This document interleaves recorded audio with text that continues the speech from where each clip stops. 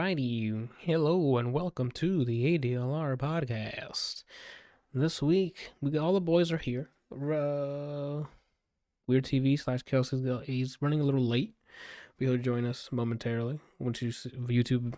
Once you see the video shift somewhere, you'll notice he's in. Audio listeners, you probably won't even see him come in. You just hear his voice, his beautiful voice. But until then, it's me, your boy, Anthony, joined by Brian. Mm-hmm. Ooh. And then we got Kelsey. Jesus. And then we got Randall in his own setup. Only audio for now, but the boys getting up there. Say something, Randall. Let's hear that beautiful voice in your own setup here. I don't know if my voice is beautiful, but what's up? Oh, okay. Get on that mic, because it sounded like you got away from it near the end there. Ooh. Dude, that sounded like it's deep. Right? No. Okay. Oh my goodness! Right, you gotta like love yourself, right? I'm gonna have to, at this point. I'm gonna have to put him at 200% if he's gonna be on his bed while talking in his mic. You see that now until he gets passionate about a review. I didn't say anything. And then No, I'm saying every time you said something, it's like, yeah. You'll get used to it. Got to be as close as possible. Like if you accidentally move forward because you're trying to adjust your shirt, your lips should be hitting the mic. Oh, and just like that, the boy's here. Whoop! Look at that. So, dude.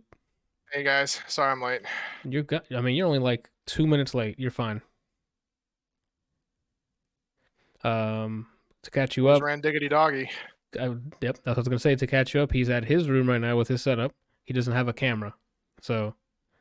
He got a phone. He could stream it. That is very true. He can use his phone as an NDI. He absolutely could definitely do that. But we didn't set it up that way, and I'm not going to stop the recording. But for next time, we have options on what he wants to do. Granted, his phone is probably a lot better quality than any of my USB cams I have here by like 2 miles. So that's definitely a good option. And I also have a stand that you could probably use, like a thing to hold your phone towards you, and like a little stand you can put on your desk. Can you not use the extra camera that's attached to the computer next to you? He sure could. I didn't have time today to set him up with that. Over the weekend, I set him up with the audio stuff because he had the mic. So he's got time then. Shit. Not anymore. We're live. We're going, right? Okay, so instead of him doing this, he could work on putting his camera together. He can, but we can't see him. But he could be literally just cursing you out right now. I can't even see him. Like a middle finger to like the non-existent camera or his microphone, I guess. Anywho, this is the episode after the Thanksgiving break. Kelsey, how was your Thanksgiving? It was pretty good. You know, we didn't do much. We made some food and that was it. Sounds about right. You guys drink at all, or you just hung back and just chilled? Well, saying how Shannon can't drink. Well, I mean, you I guess you can drink. You're just non-alcoholic. Brian with the save. So, yeah, technically, I guess. No, we didn't drink or do anything. We had some ham and creamy casserole, cornbread, and mashed taters, and it was good. You made some taters? Made some taters, mashed taters. Yeah, made some lamb. He made some. The cornbread was from scratch, you know. Oh, nice. Finally perfected my recipe, which is great. Oh, shit. You went a little too far back there. I'm like, this is it. The content I needed. Him just back flipping off his chair. Right. Oh, shoot. All right. Cool. We did the same thing, low key. Just went to my mom's place. We watched Venom and the Paper Tigers after eating Thanksgiving food. I don't even know what the Paper Tigers are. It looks like a joke movie. It sort of is. I mean, it had. We'll get to it, I guess, but it had potential to be a lot of like really, really good, and then it kind of like fell off. Yeah, like I started losing interest. It always chose the joke instead of like something crazy. Yeah. But we'll get to that. Did someone message me? Oh no, it's just you going live. Cool. Why isn't it showing on mine that you're going live? I thought it did. Oh no, it's not. It is not. Maybe it'll take a while because it did go live when you did the bet. I love that my chat bot still shows just the three of us, and it's like a picture. It's a picture that has nothing to do with what's going on. It's like old. I don't know if it caches it or what, but mine's not even showing up an image. It just shows a camera photo or a logo. Anyway. Yeah, the Streamlabs chatbot, like, it shows you with a purple background and a super tight blue shirt. Brian's taking a drink, and I'm like looking off to the side like this in an older shirt, and Randall's not even there. I wonder how long ago that was. In the GG one or in your server? In my server. Yeah, I'll post it to you guys just so as you can see it. Alright, it's the same picture every time. Oh my god, yeah, It's an old that looks shot. old as shit, yeah. Because that's still when my camera was down here. Not mine shows when I scroll through it shows what's currently happening. Then it has to be cached of some sort. Like it might be Discord just doing some I'm weird. assuming that it's cached because on mine it shows all of them show that same picture. Yeah, mine. I don't know if there's even a different one. I'm back up to 519. Yeah, all of these are cached. Mine shows like today on all of these, even when it's like playing Mass Effect Legendary Edition, and it shows this.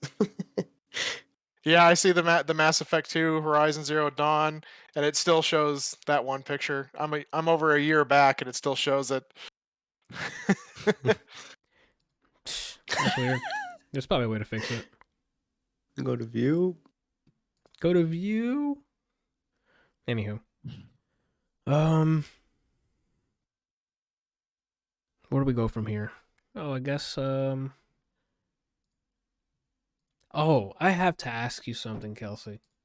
What's up? Because you came with pretty positive reviews on Venom. Okay. Right?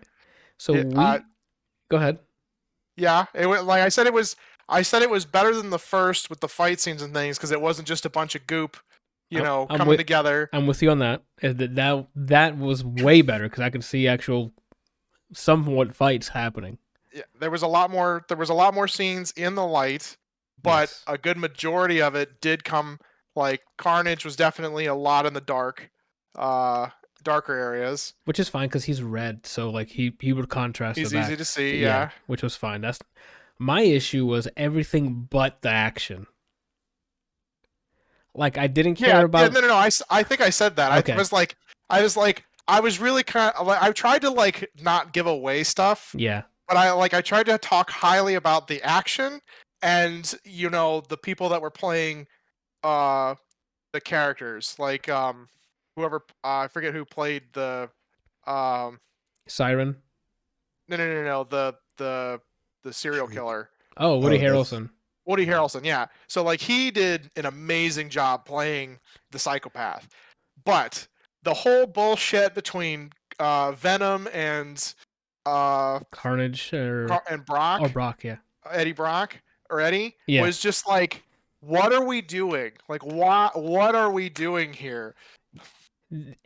That's where I'm at to start with this review. Is what were we doing to begin with? Like it became like not a buddy cop thing, but it was like there was no like a rom-com with aliens. Yeah, like there was no Carnage. We got like a quick 20-second. Hey, he killed his mom and whatever. He's in prison. He's Carnage. We're fighting him, and then spoilers, they kill him off. So it's like Carnage doesn't just die. He lives on and shit happens to him. Like it doesn't just here's Carnage and now he's gone. What? Yeah. The origin is stupid as well. This movie plot points it felt like Phase 1 Marvel. Yeah. Like they're just now trying to catch up. And they kill off the person. It's just ass. Yeah. I don't have anything nice to say about this movie. The word, like, I get the gripes. I get your gripes. Overall, again, I've focused on like the action and how it was that much better with a lot of things than the first one. I liked the story a lot better with the first one because it was an intro, you understood a lot of the like complications, and this one it was like the honeymoon phase is over, even though in the previous one they're like, they're like fucking this, the buddy, Yep. Everything, and then all of a sudden it's what's going on, Yeah. Let me tell you one thing that will never leave my mind now. Brian already knows where I'm going with this. Woody Harrelson goes to a computer at a fucking gas station and goes, "Do we have the internets?" And then Carnage just puts his into all the into the laptops like inputs and goes, "Let me just install Venom OS because everything fucking changes, and let me hack my way through this." And I'm like, we're not doing this. I was just like, please just skip to the next thing. And then they introduced. Go ahead, Brian. It almost felt like they purposely like shot out this movie, so then Sony's like, "Nah, we're not making that much money off of this. Here you go, MCU. Here's Venom." And then I feel like it was tanked on purpose. I think it was pushed for that last credit scene. Like, did you guys remember what happens after the credits, Kelsey? Yeah, I was waiting to. That's where I'm like, this is why this movie existed. Like, they needed a way to get this to happen, and I'm like, yeah, okay, sure, I'm excited for this. But that was me being when you guys were like, is it like set it up for another one? I was like, oh, he's definitely gonna be in another movie. Yeah. But that was a hype moment. I'm like, oh, okay, so they're doing this, which makes sense, especially with what's it called coming out soon. So, all right, I cannot tell people to go watch this. I don't know why. The action sequences were a lot better, like you said. It wasn't just goop slapping goop. There were actual like punches getting thrown around, swinging. Carnage's like design was cool because he had a lot of like sharp edges, like knives and stuff coming at him. So I'm like, oh shit, he can kill anyone at any moment. But they didn't delve into that. Like they never really like. Actually, no. Venom did get stabbed a lot during the church fight scenes. I feel like this had a lot of potential, and I think it's good to at least watch it once. But I feel like it's a lot like Spider-Man 3, where there's they focus on too many things that they shouldn't have instead of just picking one thing and doing it. Even though the one thing was Carnage, it was just there was too much focus on Venom and Eddie being whatever. Yeah, like we saw Venom at a rave with fucking glow sticks and shit. And I'm like, what is this? I don't know. I don't know. And then we had the boyfriend. What's his name? Dan? Mm-hmm. Yeah. Go in there and be like a savior for a bit or something. Like, it was... I don't know. I did think that was like... I thought that was great that he's like, I don't want anything to do with this guy. And now he's being forced into literally participating in a fight between two titans. Yeah, and he set it on... Did he set it on fire or did he make sound? It was fire, right? Fire. He set him on fire, yeah. Which I'm like, okay, cool, they added him. But everything was so... That fucking saving, where yeah. like... That was... It landed on his leg. Awesome. For me, everything felt too quick and like, hey, we checked this box and then they moved on to something else. But not something substantial. So it was like, oh, these guys are having some rough patch. They have their 5 Venom leaves. And then it's filled with, what are we doing? And it was just weird. I don't know. It felt sped up. It just didn't feel right. Oh, Brian, what? You good? What? For like a split second, you swapped into Jimmy Fallon mode. So that's what I was asking. Oh, it seems like my background's broken right now. It's not moving for me.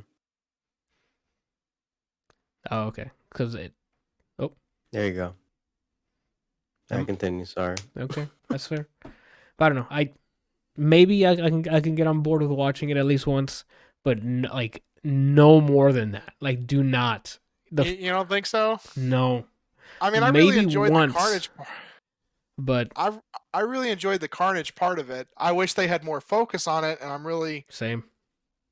I'm really kind of... Because, like, the same thing happened, like I said, in Spider-Man 3, where there was, like, 5 this is really cool characters. Mm-hmm.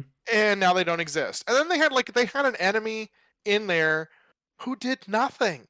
He had no business being in there. What did he do? Nothing. Sandman should not have existed in that movie. That's true. I completely forgot there was Sandman in that. It was Sandman. Was it Venom as well? Sandman, Venom. Or the Orange Goblin and Yeah. or a Hobgoblin, I guess. And then Venom, yeah. I forgot that was filled with all those people.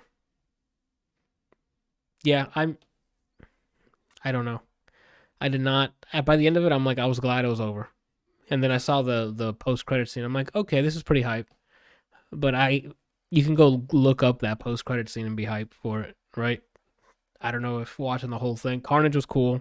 Seeing him obviously on screen was really cool. Oh, another thing. What was it? I don't even know if they mentioned in the beginning of the movie, but he steals a car and he goes. A particular car goes to save Siren or remove her from the thing. Shriek. Oh, not Siren, Shriek, sorry.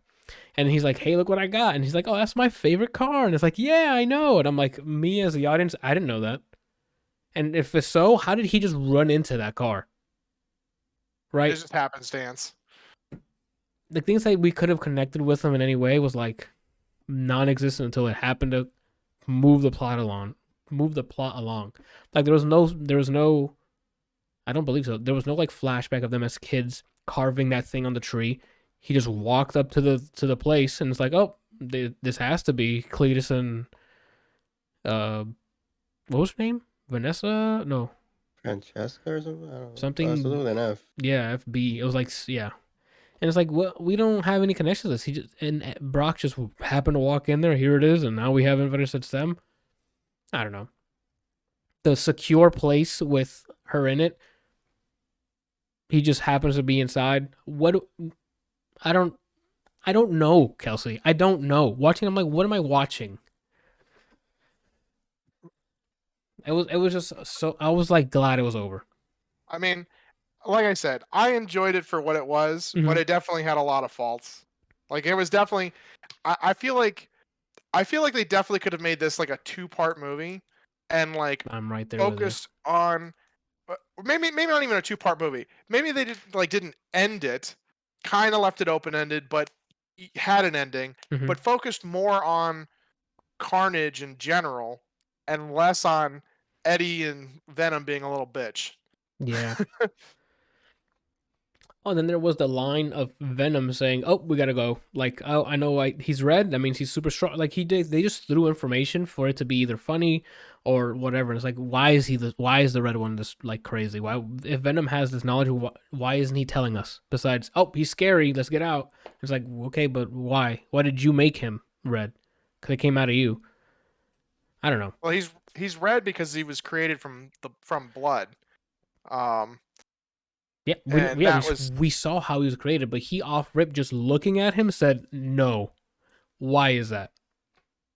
Besides, the only two things we know is the blood stuff, and then before it was, I think Brock said that or he when they were having that verbal argument that he was like the less symbiote or whatever, like he's the worst one, the black one. I don't know what it was.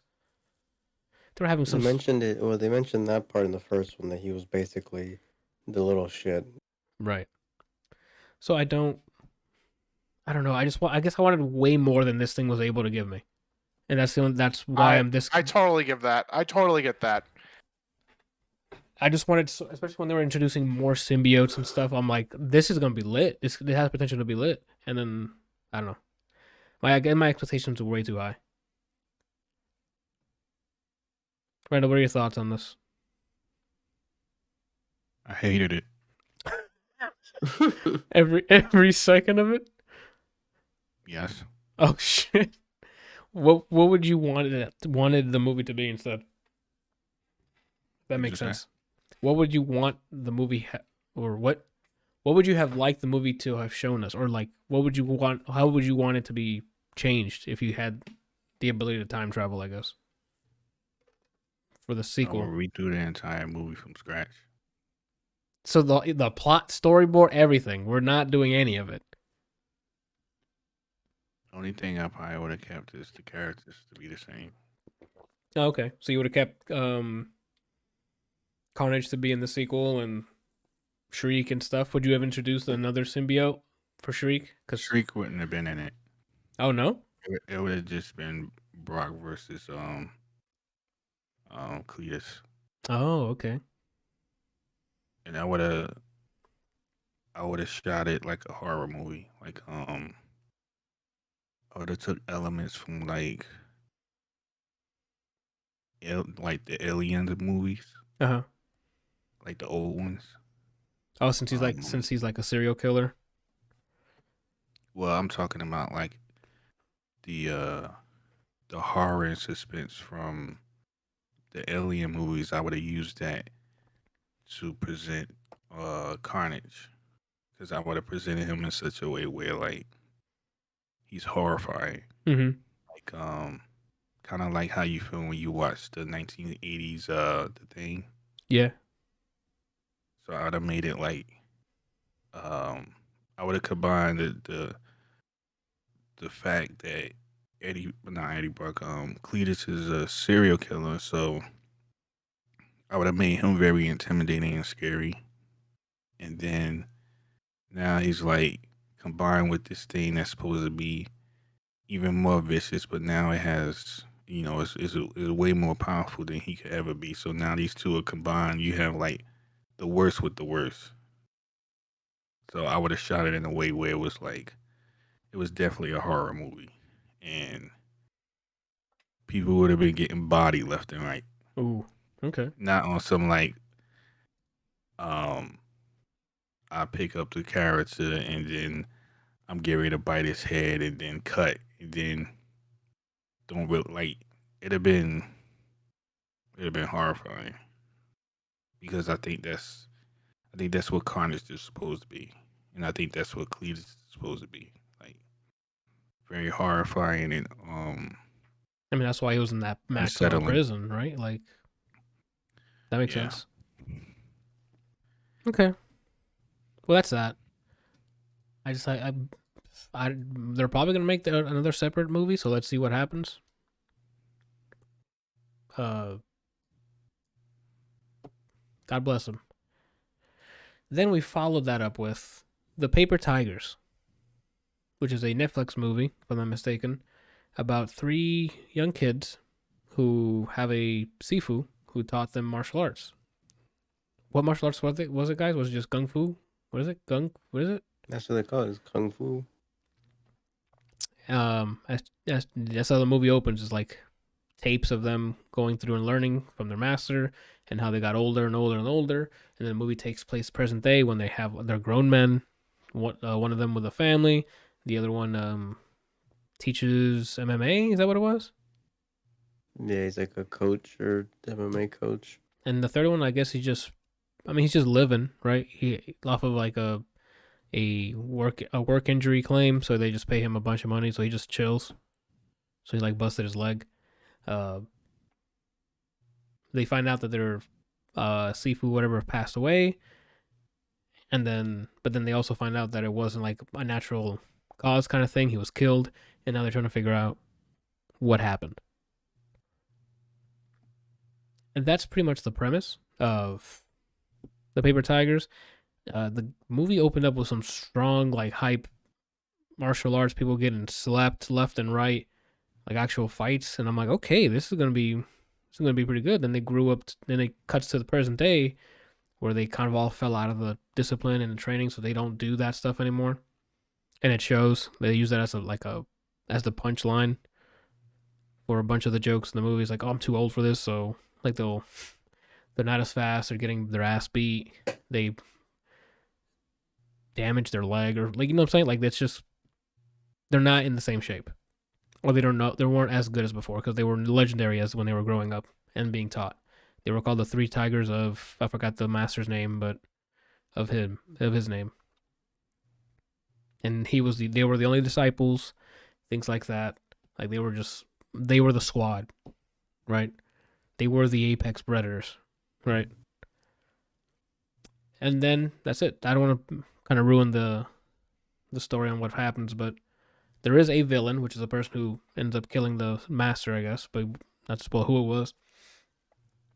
And my first gripe is that they didn't give time. Like, we kind of figured what type of characters the three are, the first three, like the main three, but we don't get much info on the villain or the antagonist. It's just, this is the bad guy, right? So there's no like, all right, hopefully you guys get him. There's no sentimental attachment at all. There's no what got him this way. I mean, for the context of this movie, you kind of want to know because he's the bad guy that killed the master. So there has to be some sort of backstory there. Besides, I just wanted to kill him, right? Mm-hmm. So that was like a huge thing. Seeing it was a martial arts movie, I was hoping to see more martial arts, like flashy martial arts, especially since it opened in such a very strong way. That I wish there was more throughout, but I guess it wouldn't have been as funny, and it wouldn't have made sense for the movie itself, like the main plots of. I don't know. It was definitely enjoyable. It's just again, like Venom, I thought more was gonna come out instead of what I got. I don't know. This thing looks like just looking at the poster, it looks like it's a joke. It's definitely a comedy. And that's why I think that's where I kind of started losing interest, because they put the comedy first before any like substantial drama or any actual action. It doesn't, like, my feeling just looking at the poster. Doesn't look like there's going to be any sort of martial arts in this whatsoever. It looks like it's going to be one of those joke things where they, like, some old guys show up to try and take a class and maybe do a few moves. Somebody gets their nose broken. It feels more like a Hangover movie than it does. Oh no, those three are legendary as a kid, and now they just grown out of it. They don't take lessons. They were the shit back then, and then they grew up to be older, and they use that as the joke over and over. Gotcha. So if you watch the movie, the first like 5 minutes is like they were recording them getting training and like doing actual fights around school and stuff like that, and they were busting ass, right? They were throwing down. Like, I would not approach these people asking for a fight, right? But they were, you're in school. People are like, yeah, we hear you're the three tigers. Let's see what you got, and then they get slept. There's actually a running joke because one of the main supporting characters is, what was his name? Duncan. Danny Ahans? No, that's the main dude. Are you talking about the other guy? Yeah. Carter. Carter. It's like, as I'm growing up, Carter would fight Danny over and over, but get slept every time. So, and that's part of that's like a plot point later on that comes back, because when they're older, Carter continues the training and Danny, becomes a family man and doesn't do any of that stuff. But not to spoil that scene as well, but I don't know. Like, it had a really strong start. Like, it got me hype, and then it started just slow. The fire started slowly just like dwindling down, and it's like, okay, this is fine, right? We get the message it's trying to say with the whole honor thing, and the journey didn't get exciting. It kind of just slowly started getting more and more, all right, which was unfortunate. I don't know if you guys have anything else to add on that, but Randall or Brian? I don't know. Yeah, the movie, it's watchable. It's not, to me, it's not Venom, or if you want something to play on the screen, you're eating or you're just hanging out with people, yeah, we can watch some of this. I think it's good enough to watch that in that regard, like Venom. But yeah, there's a lot of parts where I wish they did take it a little more seriously than they did, and it would have been even better of a movie.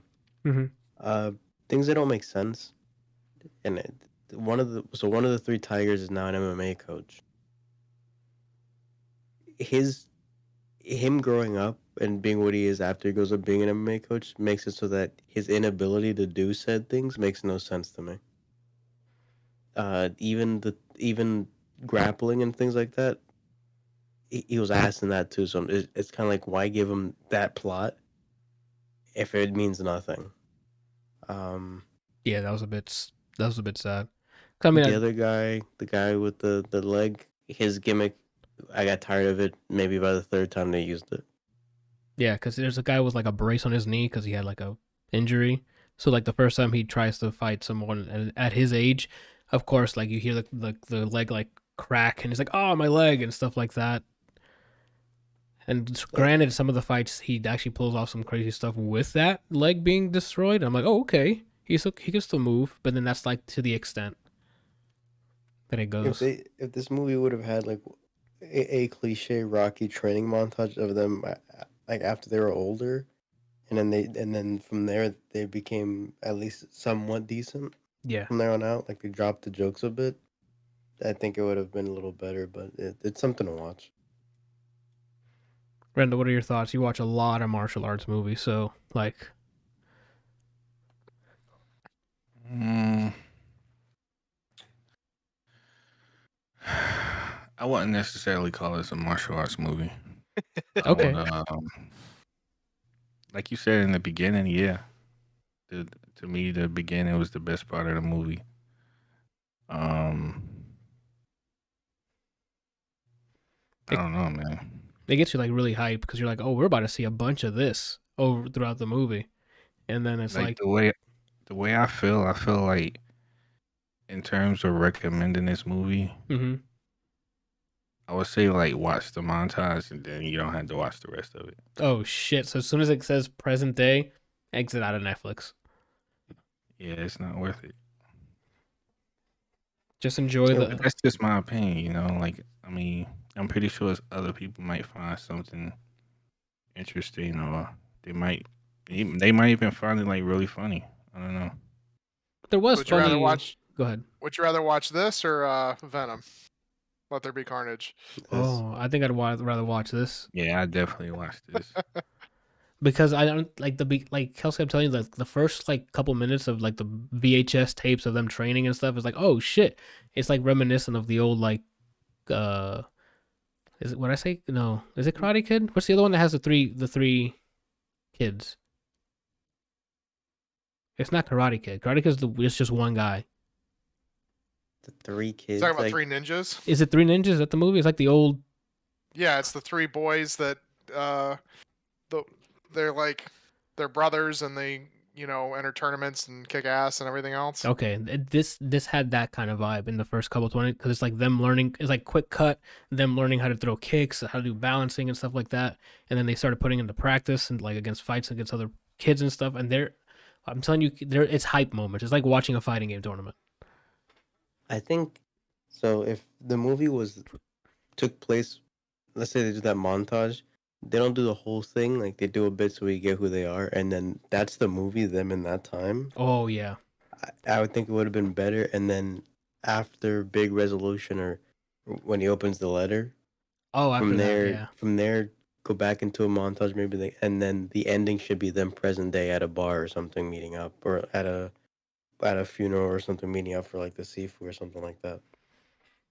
Probably. Because even in the montage, it's funny. Yeah. The things that are happening or the way they act is funny. So it still could have been a funny movie and just with actual ass beating. I don't know. But I love a good movie with ass pounding in it. Let's go. Subscribe. I'm right there with you. Anyway. But yeah, that I guess it was just like back to back. Like at first, I'm like, okay, I'm hype. Venom, like Carnage, seeing like all that stuff. I'm like, I'm cool. And then they just didn't stick the landing. And then same with this movie. Like it started off great, and then I'm like, okay, it just didn't stick the landing. But I don't even know if I could recommend this one either. Like Randall said, like it's so high. The first couple minutes, I think it worked against it. Having that hype of a first like 5 minutes and then the rest of the movie to follow is like it kind of shot itself in the foot for me. So I don't even know if I can recommend all of it. Like Randall said, just watch that VHS thing. Granted, you're not gonna get any of like the drama between the three kids or as grown or adults, I guess, because there is like one issue that happened and they all left and stopped following or training, I guess. But I don't know. The character traits just get old after a while, especially when they're older. They can only reuse so much of it for a joke, and it just... That's all. All right, Brian, you got 12 minutes to tell me about 12 minutes. All right, so I'm gonna start with the sad part and saying that when my stream went down on like when I'm streaming on Twitch, it just stops the archive, so it abruptly stops and no one actually sees me beat the game. But I swear I beat the game. Okay. I don't. Well, we didn't hear time, so you're gonna have to do it again. Oh. I said time. I guess you didn't want to hear it. I'm looking right Clearly now. wasn't loud enough. While I'm talking, I'm looking to see if the Xbox app gave me an achievement for beating it. It should. I don't even know how to check that. You just go to open up the Xbox app and go on the game itself, and then you should have a button for see achievements. I don't know how to do that moving profile. Anyway, so boom, right? I looked at what my top 10 is for this year as of right now. Yeah. Last week I was like, this is trifling. I don't even like most of these games. Most of them are meh. I need to speed run just to do shit that looks actually good. Okay. All right. I remember 12 minutes it was on Game Pass, and I'm like, there's no way this is like 12 hours, right? So let me play this. Get through this real quick. Get something to add. It's essentially a Groundhog Day plot. The main character who you play as is voiced by James McAvoy. That's the name, right? Yeah, that's James right? McAvoy. Okay. Yeah. The guy that's in Split, who's in the X-Men movies, who's in something else that he's in that's really good. The TV show on HBO, His Dark Materials. That I haven't seen it yet still. His wife is voiced by Daisy Ridley, who is Rey from Star Wars. I don't remember what else she's in. Murder at the Orient Express. Daisy Ridley's in a bunch of other indie films as well. And the antagonist is voiced by the one and only Willem Dafoe, who's in that one fisherman movie. He's the Green Goblin. He's John Wick's backup in the first movie. You name it, he's probably there. Oh, The Lighthouse. Oh my God, with Batman. Yeah. Not Batman, Robert Pattinson, sorry. Great actors and actresses off rip. I can say their performances pretty good. James McAvoy sounds like he's like a northeastern kind of accent. Daisy really, there's no accent. It's just like like British? Americanized English. Okay. So she's not proper. She ain't talking like this, calling them pussies. You know it's because you said no accent. Like, I thought she was just talking like in her. As if it's her. Yeah. No, just like the English dialect. Yeah, like or American generic, dialect. Yeah. American, yeah. Willem Dafoe, same thing. I mean, he's American to my knowledge, at least. I never actually, now that I think about it, I've never watched an interview with him. Yeah, so I'm pretty sure he's. Yeah, what do you mean you haven't seen him outside of movies? Period. I've never heard him speak outside of a movie. Okay, well he's American. James McAvoy? No, Willem Dafoe. No, Willem Dafoe. Oh, I was like. No, James McAvoy is Irish. He's Scottish. I think he's Scottish. Yeah, I've heard him speak. I've heard Daisy speak. I've never heard Willem Dafoe speak outside of a movie. That's wild. It's really weird to hear James McAvoy use his actual voice. Yeah. You know, because you're like, you see him in X-Men and things, and you're like, oh, he's got like a really nice dialect, yeah, a good voice. You know, like maybe you're thinking maybe he's British, just putting on an American accent, and then he pulls out some fuck all, and you're like, what the hell is that? You think he's acting in the interview? You're like, okay, take off that Scottish accent, please. I mean, in fucking Split alone, he put Eddie Murphy to shame. He did like 19 accents. Yeah, that's true. So in terms of performance, good job. I mean, that's what they do. They walk in, boom, they get it done, no questions asked, right? Right. So that's a dub. Gameplay itself, it plays like a point and click, in a sense, kind of like to the extent of the Telltale games. It's Diablo camera isometric, but you click around, you pick shit up, you move things on people and interact in certain ways. Oh, so it's not. I thought it was like a top down. You use like your control stick to move around freely. That's what I thought. That's what I was thinking it was gonna be. And immediately when the game starts, you get out of an elevator. It says click here to move, and I was like, God damn it. Oh, okay. I was not expecting that. Yeah. That's not so bad though, especially if it's for what the context of this game is. That's not so bad. From what I remember, actually, yeah, sound design. It served its purpose. When you hear someone's at your door, you heard the violence, everything, it fit, and then whenever you would hear a clock, it adds. Your time period. So when you hear a clock, it makes it adds to the anxiety of what the fuck's going on. How do I get out of the loop? So since okay, I got a question already then. If it's a point and click and you're still timed, or is it like you have a certain amount of actions to do before he knocks on your door? Okay, so you could do as many actions as you want within the time limit. Yeah, it seems like okay, that so it's way. not like you have 12 actions because each action takes a minute or something. No. Okay. So you gotta like get your shit together. That's interesting. Okay. And they don't learn like this isn't a weird Groundhog Day where it's like they get killed or whatever and he's reliving it with new knowledge. It's just you as a player. Is. Oh, he is reliving it. He's the one that relives it. So it's narratively he's going through it over and over. Mm-hmm. Got it. Okay. It starts with you're in an elevator. You open it up. You essentially walk to your apartment. You don't have your keys. Your spare keys are in a bush or whatever. You open your apartment. The second you close the door, that's where the loop starts. She's in the bathroom singing. After a few seconds, she walks out, says, I didn't see you there, smooches you, and she tells you she has news for you. She made dessert. Whenever you're ready, let her know you'll eat it. Uh-huh. That's the part that always loops. You can interrupt her after a certain while, she'd be like, not now. And she's like, or rude. But that's essentially what her goal was that day. Uh-huh. Whether you choose to indulge her in doing that, up to you. Uh-huh. From there on, you can't interrupt her. She made dessert for you. From there on, it's a loop of either there's repercussions for every action. For inaction, there's repercussions, but you have to go through these things to get info. Okay. You can't walk out of the apartment. If you try to, it resets the loop. So it sounds like it's death loop, where it's not you figuring things out. It's you just click on the right thing to unlock more things.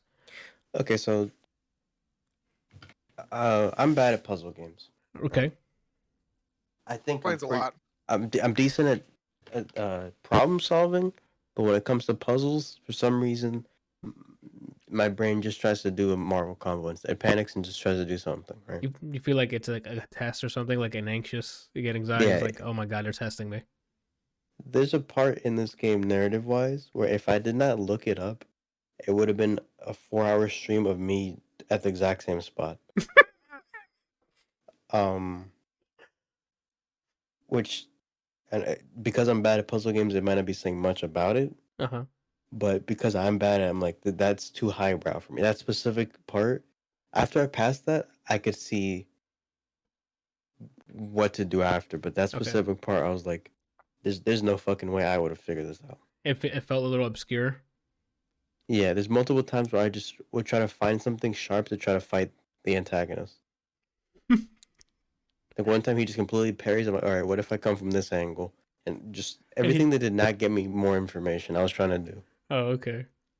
The narrative is very interesting because again, 12 minutes, you're just there, you getting dessert, and then this man keeps walking in. He says he's an officer, cuffs you guys. You don't know what the hell's going on. Repercussions depending on what you choose to do. The narrative is cool up until a point very late in the game where then it just gets weird, and then the ending, I'm like, all right. Oh, is it like an anime ending where it's like a weird ass? It breaks the rules of it, and then it just goes super crazy weird. No, it's just like when you might guess the twist, but you get to a point, and then this is once you guess the twist, or once you get to the point where the twist is revealed, this is your face. You're like. And then you play out the rest of it, and I'm like, oh, all right, well. So I think it falls flat in the ending from a plot twist on, but everything prior, I wanted to know what happened. Every time I got info, I'm like, oh, interesting. So I think it ended up being like a 3-hour, 4-hour full archive of me playing it before, it got abruptly cut to like 2 hours or something. Uh-huh. It's free if you have Game Pass, I recommend it. twisting that game is messed up. Yeah, the state knows. It's like, all right, well, they could have did anything, and they chose this route. I'm like, well, why do you think this is the correct route to go with this story? As in, it's an easy way out, or is it? No, it's just no one. I don't think anyone. When they got to that point, and then let's say all of us were at the table, Yeah. and the devs like, all right, how do we wrap this up? None of us would have wanted to see this ending. Oh, I see. If you have Game Pass, I recommend it, and it's not too big of a time sink if you're smart. Again, I got stuck on that same part, and I needed the internet for assistance. So if you actually have some kind of affinity towards puzzle games or point and clicks and solving things like that, yeah. you'll probably like it up until a point. If you have Game Pass, like I said, just try it. It's not even a big download. It's not a big time sink if you're smart. If you're like me, who's like, you have no if it doesn't offer a revolver to solve your option, you have no business playing it. I would watch someone play or try to get as far as you can. And if you're like, I want to know what happens, but I'm illiterate, then I would say just watch a walkthrough. Okay. I'm sure there's definitely a solid time. I'm sure there's probably like a long play somewhere on YouTube where you can just watch someone figure it out. Most likely. The guy that I was watching, luckily, it would just say what you could do for info. They never said, do this, and then they're going to tell you this. I was like, oh, okay, if I do this, and then I got info, at least I still got info the way I was supposed to, instead of them being like, all right, eat your daughter, or something like that. That's really weird, yeah. All right. So it sounds like it's a yes, even if you're not into... I recommend at least give it a shot. Okay. I definitely saw the trailer years ago, or maybe years ago. It was announced a while back. I'm like, oh, I'll play this. It came out and I just haven't gotten to it, right? Yeah. All right. And with that ends our first segment of, I guess not our first segment, but that ends our review section here, our consumption segment, right? I have a quick news update if you want to hear real quick. Go for it. Quick sentence. I did get the achievement for beating the game. It happened. Okay. I mean, I believe you. So, you could have faked it. Yeah, for all we know, the screenshot, I mean, Photoshop exists. Yeah, for all we know, someone else played for you. Like, right? Like, we don't... Anyway. Go ahead, man. Sorry. So, apparently Sony... I don't know if you guys saw this. I just saw this.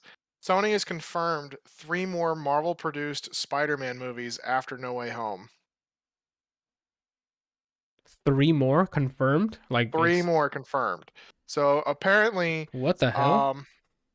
Sony, there's some speculation that Spider-Man No Way Home will end the working arrangement between Sony Pictures and Marvel Studios and bring Tom Holland's time playing Peter Parker to a close. Sony Spider-Man producer Amy Pascal tells Fandango that is not the case. In an interview, she says there are plans for at least 3 more Spider-Man movies. And Holland is returning for the next one, so he's going to be in a 4th, according to this. But it's not going to be part of. So it's not going to be part of the MCU, though. No, it is part of the MCU. Oh, okay, you said Sony produced. I thought they were bringing him to like Venom's universe. No, they said so. The speculation is that No Way Home is the last one between Sony and Marvel Studios. Got it. And Amy Pascal is saying that's not the case, that they have an agreement for at least 3 more. I see. Got it. So it's still okay. And that Holland is going to be in a 4th one. Oh, that's putting Tobey Maguire to shame. So, yep, he made it past the 3.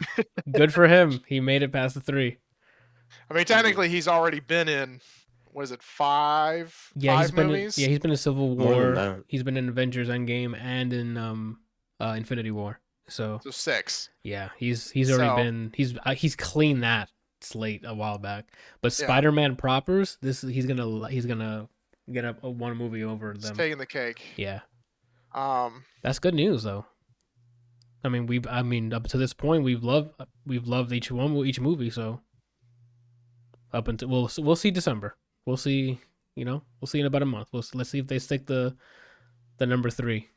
But Yeah, but they did mention about the trailer, the teaser at the very end of Let There Be Carnage, that there might be doing more crossover stuff, and that you know, making more movies based on that.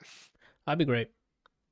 Sony still owns a bunch of the Sony IPs, or the Spider-Man IP, like their villains and stuff. So Yeah, that'd be great if they brought or let them bring them over anyway. That's good. All right. I'm really just tired of companies like telling everybody else to fuck off. It's like you would do so much better if you just work together instead of trying to control everything. What is it? A teamwork makes a dream work? Yes. Well, come on. But nah, bro, we have license for this. We got to make sure we get 80% of the cut. Fam, just make something fantastic. You keep making things that slap, people are going to keep buying it, regardless. So 50% of something that sells trillions of times is better than you have all the rights to this, but no one wants to watch this Venom movie. Yeah. Okay. Game Awards. It's that time of year again, where Anthony hilariously wins in last, and it's up to the rest of them to compete for top spot. I don't know, Anthony. We'll I see. started off with the 2-peat winning, and every year I've gotten a lower placing. So who knows? I might get 4th. As a reminder, the 2020 results for the Game Award prediction is as follows: myself in dead last, Brian in third place. Give the point values? Yeah. You want to hear the point values instead of first, fourth, and whatever? Yeah. All right. Myself in dead last with 7 points. Brian in third place with 9 points. Kelsey in second place with 10 points. And Randall in first place with 15 points. Oh, man. I didn't think it was that big of a deal. It was a landslide victory. Challenge him. Challenge him. All right. Tell you, what is it? Make sure your friends there to see the game. You might get embarrassed. After it's all said and done, serve us pancakes. Yeah. Pancakes. All right. Now that we got a DMCA on Chappelle's show. Do you have a link for the it's list? Between Worlds. Oh, I should definitely send that. I am so sorry. I just wrote it down on this Excel sheet. Give me a sec. Send me the Excel sheet.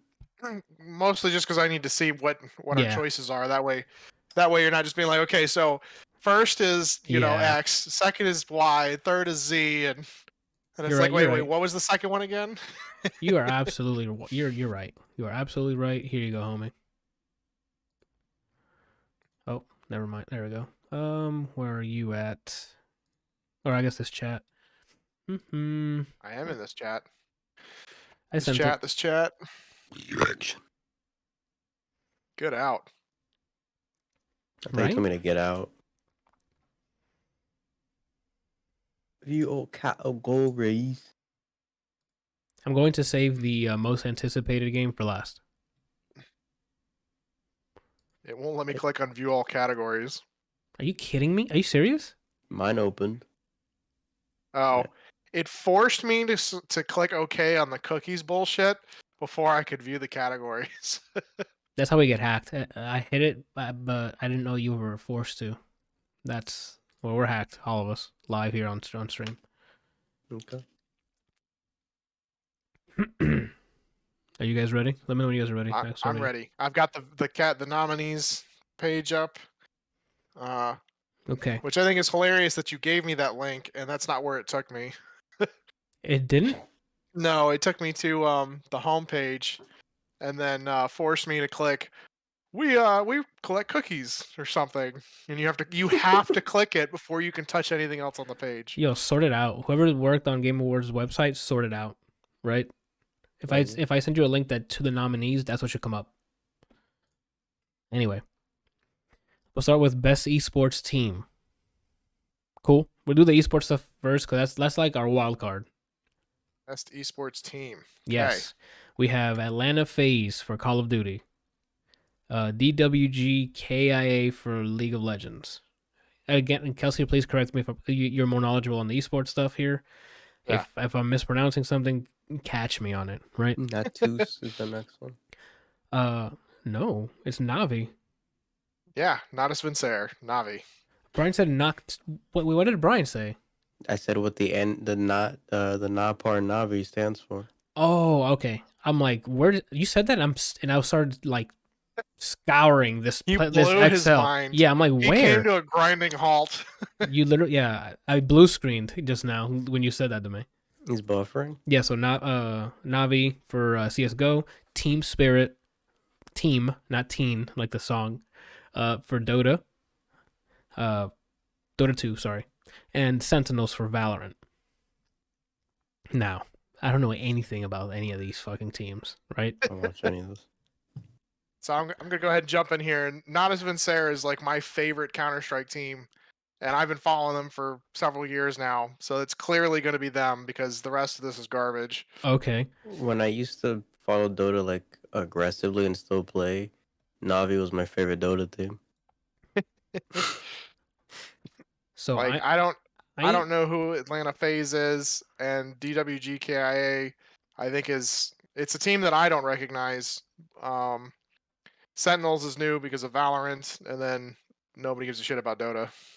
So we've done this for I think 3 years now, right? This is our third year doing this, maybe. Mm-hmm. I think is it 3 or? Yeah, I think it is 3. So each year, I get fucked with points because the esports is all League of Legends, and I think it's always something else. So my vote for this is going to be DWGKIA, right? I can't wait for you to lose this one. I forget. Do we choose what we want or what we think's gonna win? I don't remember. What we think is going to win. We're predicting who's winning the game Okay. awards. So I'm predicting it's got to be League of Legends. I'm probably gonna get an L here. I'm just gonna side with Dota. I'm going Team Spirit. You going Teen Spirit? Yeah, that's what it smells like. How do I stick this? Resize conditional. Make sure to throw the format. plasma grenade. Oh, thanks. I'll freeze the first row. Thank God. Now I know what I'm doing here. And Brian, you said which one? Sorry. Team Spirit. Oh, okay. Randall. I did all that. Team Spirit 2? Oh my God, watch. I'm being dead fucking last with 2 points. Kelsey, you going with Navi, you said? Oh, of course. Okay. It's the only one that's on the map. Okay. Ooh. Not to mention, I think they just won a major? Yeah. So the Team Spirit over. So just chalk that one for me. I'm gonna get 0 points off of that. Best esports game is next. This is wild. I think this is gonna be an easy one too, right?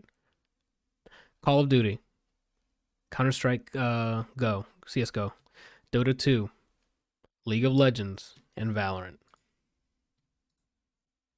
What is going on? So again, this year I'm going all in on League, right? Like I'm not losing again. I can't be last at least this year, right? So I'm going off rip League, right? This is best for best esports game. Yes, and this is the year where they're gonna win 0. Watch. I'm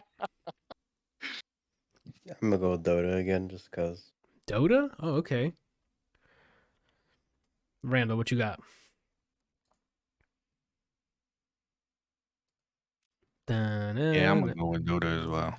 What? Randall's making sure he doesn't lose his top spot because he knows Brian's got up to something this year. Kelsey, what you got? I got third last time. Who you got on here? I don't know, man. Like best esports game. Yeah. Man, I'm gonna have to give it up to League. League always. That's what I'm saying. Always goes ham. That's what with now you understand esports me. events. League of Legends.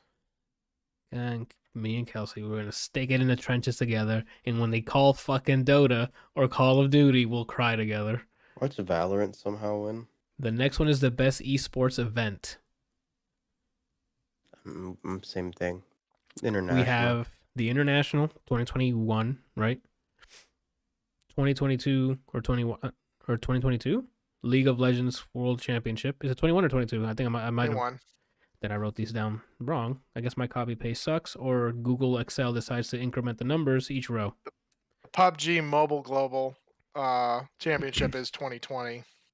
Then that's exactly what's happening because I'm 1 up. So the Excel sheet on Google Sheets, it just increments numbers.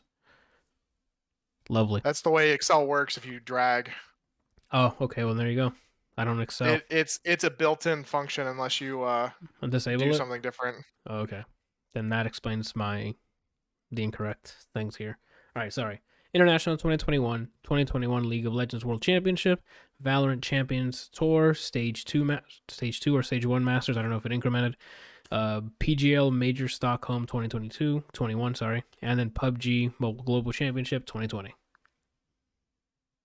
So, I heard PUBG Mobile is getting hype, right? Like that's a thing, but I know not to not pick League of Legends, right? Like we're full sending League of Legends this year for points on this team right here, on Team Anthony, hopefully not last, right? So let's get it. Oh, whoops, I put it on the international. What am I, a traitor? PGL is the one that just ended that Navi won. Ah, okay. Are you voting for that one? No, I'm going with League. Like, don't get me wrong, Counter-Strike is definitely getting a lot better. They've always been the front runner for the esports stuff, but they've never really seemed to put forth a lot of the like spectacles and things that League of Legends did. I mean, that Riot really like brought esports into the spotlight of the world. Like Counter-Strike's been around for years. They've always done major tournaments, but it's never been anything that's like been seen by anybody who doesn't follow the sport. And then, Riot was like, nah, fam, we're renting a fucking stadium. There's going to be movies. There's going to be, lights and explosions and all sorts of shit. They broadcasted it on Twitch and everything. Like they made a huge spectacle of it. And they've just outdone themselves almost every year. I don't know about this year because I haven't followed anything about it. But, I mean, you really just can't go wrong betting on League. Gotcha. So their production value is super high. Yes. Gotcha. All right. With that being said, Brian and Randall. Brian, you can go first. What do you? International. I'm just going. You going full Dota? Yeah. God bless you, Brian, because. And Randall, you gonna follow suit? You gonna follow Brian into his grave? Yes. Oh my God! I swear, if these guys, I hate the esports section of these predictions. I really do. Best esports coach. Which one here is a League of Legends coach? Anyone here, please, just tell me. Best esport. Sorry, you said coach. Yeah, we have. I don't know how to pronounce these, so sorry if I butcher your name. Arat, Silent, Gaziv. Sorry. And Andre, I guess would be the name. ENGH. I don't know if you pronounce it as Eng or whatever. Sholokov. Andrei Blade Horodensky. James Crowder. Kim Kakoma? Or is it just Coma? I think it's Kakoma. And I cannot pronounce that last name. Jung Yoon? No clue. But that's the League of Legends guy. He's coach of DWG. Oh wow, Anthony voted for that guy then. Kakoma, you better win. What are you guys locking in here, right? I'm gonna go with him just because he has a wholesome picture. Same? The Kakoma? Yeah, I voted for Silent. I don't remember even voting for this. But I think Kakoma. Okay. Randall, what are you locking in?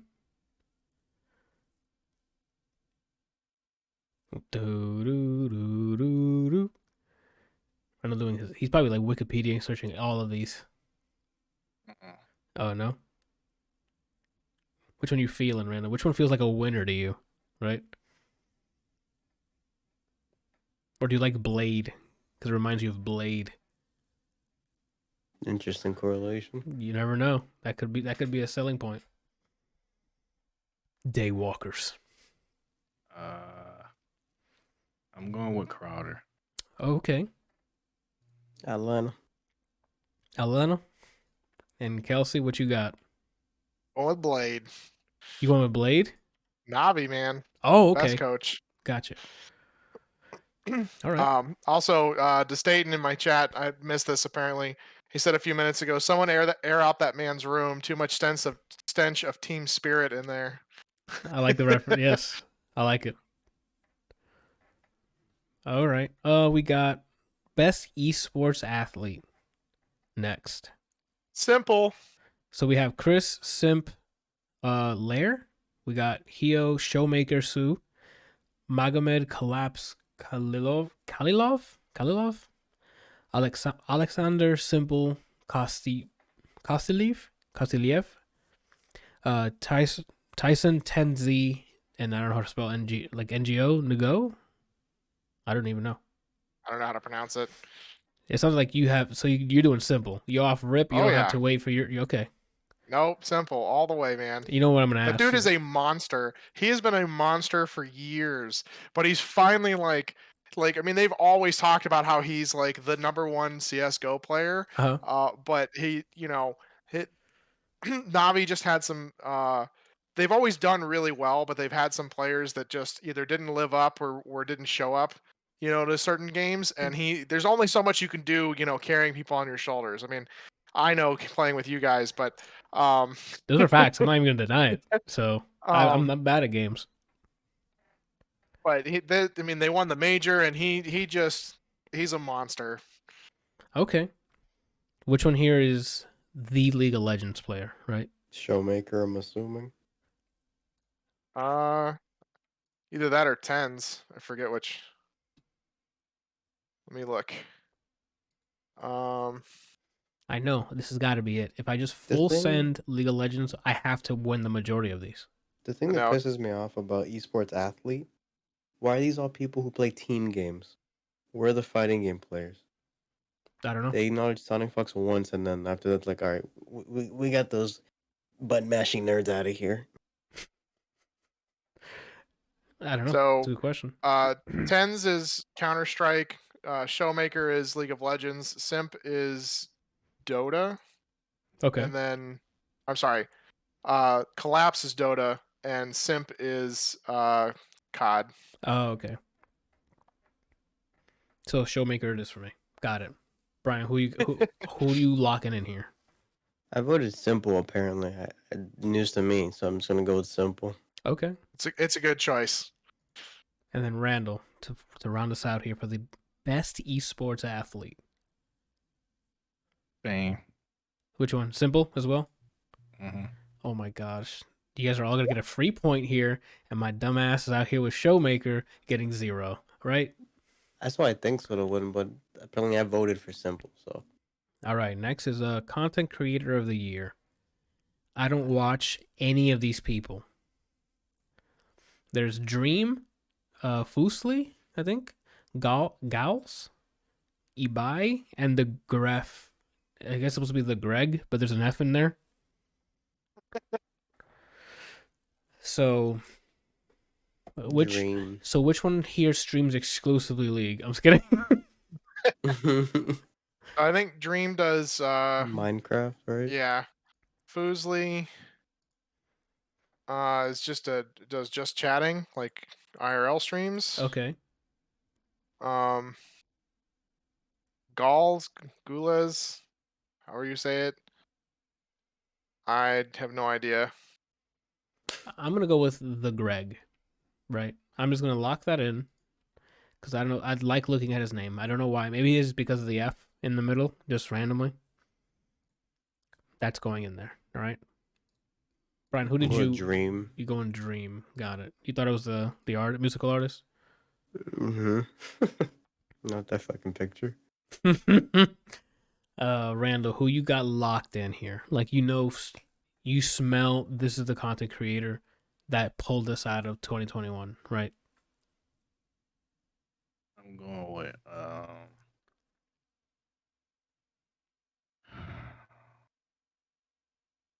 Gauls. Okay, you're gonna go with Gauls. And then Brian, Kelsey, what you got? I'm going with Fusli. Fusli, okay. Any particular reason? I've been seeing her up on Reddit a lot lately. Oh, okay. So he knows the power of just chatting. He knows the power, just Chad. All right. Now we're out of where I have no idea what's going to happen to I have some idea what might happen, right? Best multiplayer game of the year.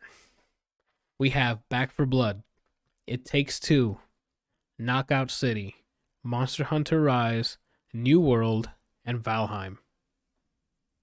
So, well, I can tell you what it's not gonna be. I don't think it's gonna be New World either. If the problems they were having didn't show up until after these Game Awards, then maybe. There's only 4 here that have a shot. Real quick, Destaten says Dream is the only recognizable name, and I don't want to touch him with a 10-foot pole. Damn, that's bad. I thought the same thing in terms of like I don't know who any of those content creators are, but I mean I don't watch YouTube or Twitch like that, so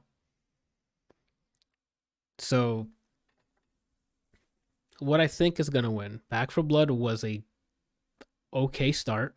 I don't think it's gonna win, but I think It Takes Two is gonna clear almost everything that it's been nominated in. To be honest, I played It Takes Two earlier this year with Janiana. It's going to, I think, just scrape all these awards, but that's just me. But maybe could win it as well as Valheim, because when it came out, it was critically boasted. Everyone loved it. You're able to set up your own dedicated servers. They're not tied to anything. It's like 1 or 2. Like the dev team is small as well. It's just another indie sweetheart. So it's like, I think it's up at the top 2. I think It Takes Two and Valheim. I've heard really good things about Valheim. I voted for It Takes Two, but I think Valheim's probably what's gonna win. I think It Takes Two is gonna win it. I think the Game Awards this year is gonna be, hey, look how many awards we can give It Takes Two.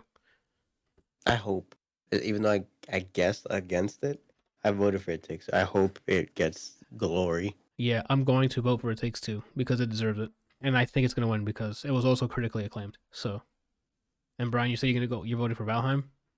Yeah, I'm guessing Valheim. Okay. Didn't It Takes Two get created by some random indie company? They were just like, hey, this is our first game. Hope you guys enjoy it. They were an independent. No? I think it's called Hazelight Studios. They made A Way Out. They made Brothers. They're indie people, like indie development, and then EA started publishing their games. Oh yeah, I see it. /EA. Apparently EA did Knockout City too. Yeah. Yeah, that was fun for a few minutes. Which tells how you really feel. Yeah.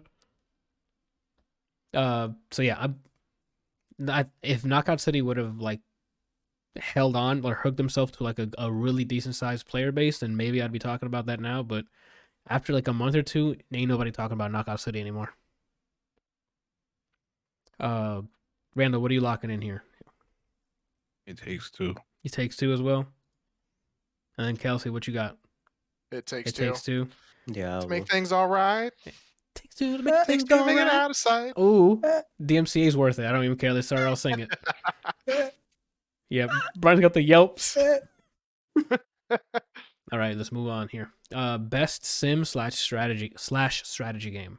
We have Age of Empires 4, Evil Genius 2 World Domination, Humankind, Inscription, and Microsoft Flight Simulator.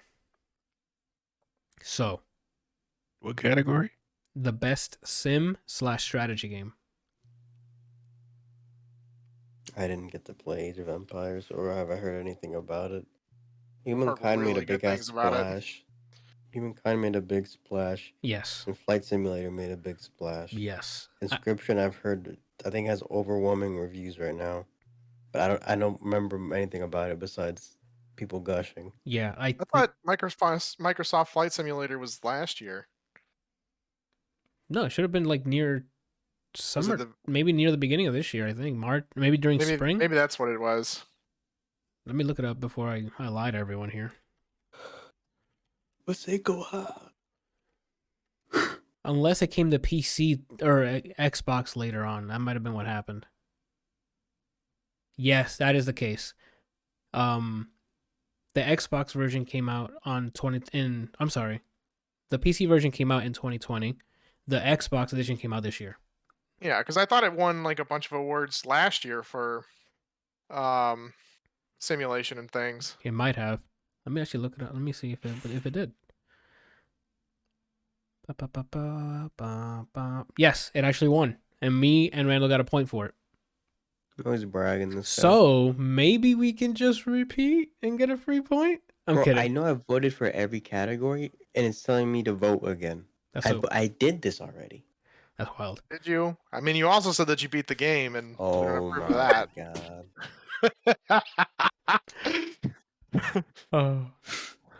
Now knowing that Microsoft Flight Simulator was awarded an award last year, I don't think it's gonna win. So I'm gonna vote Humankind.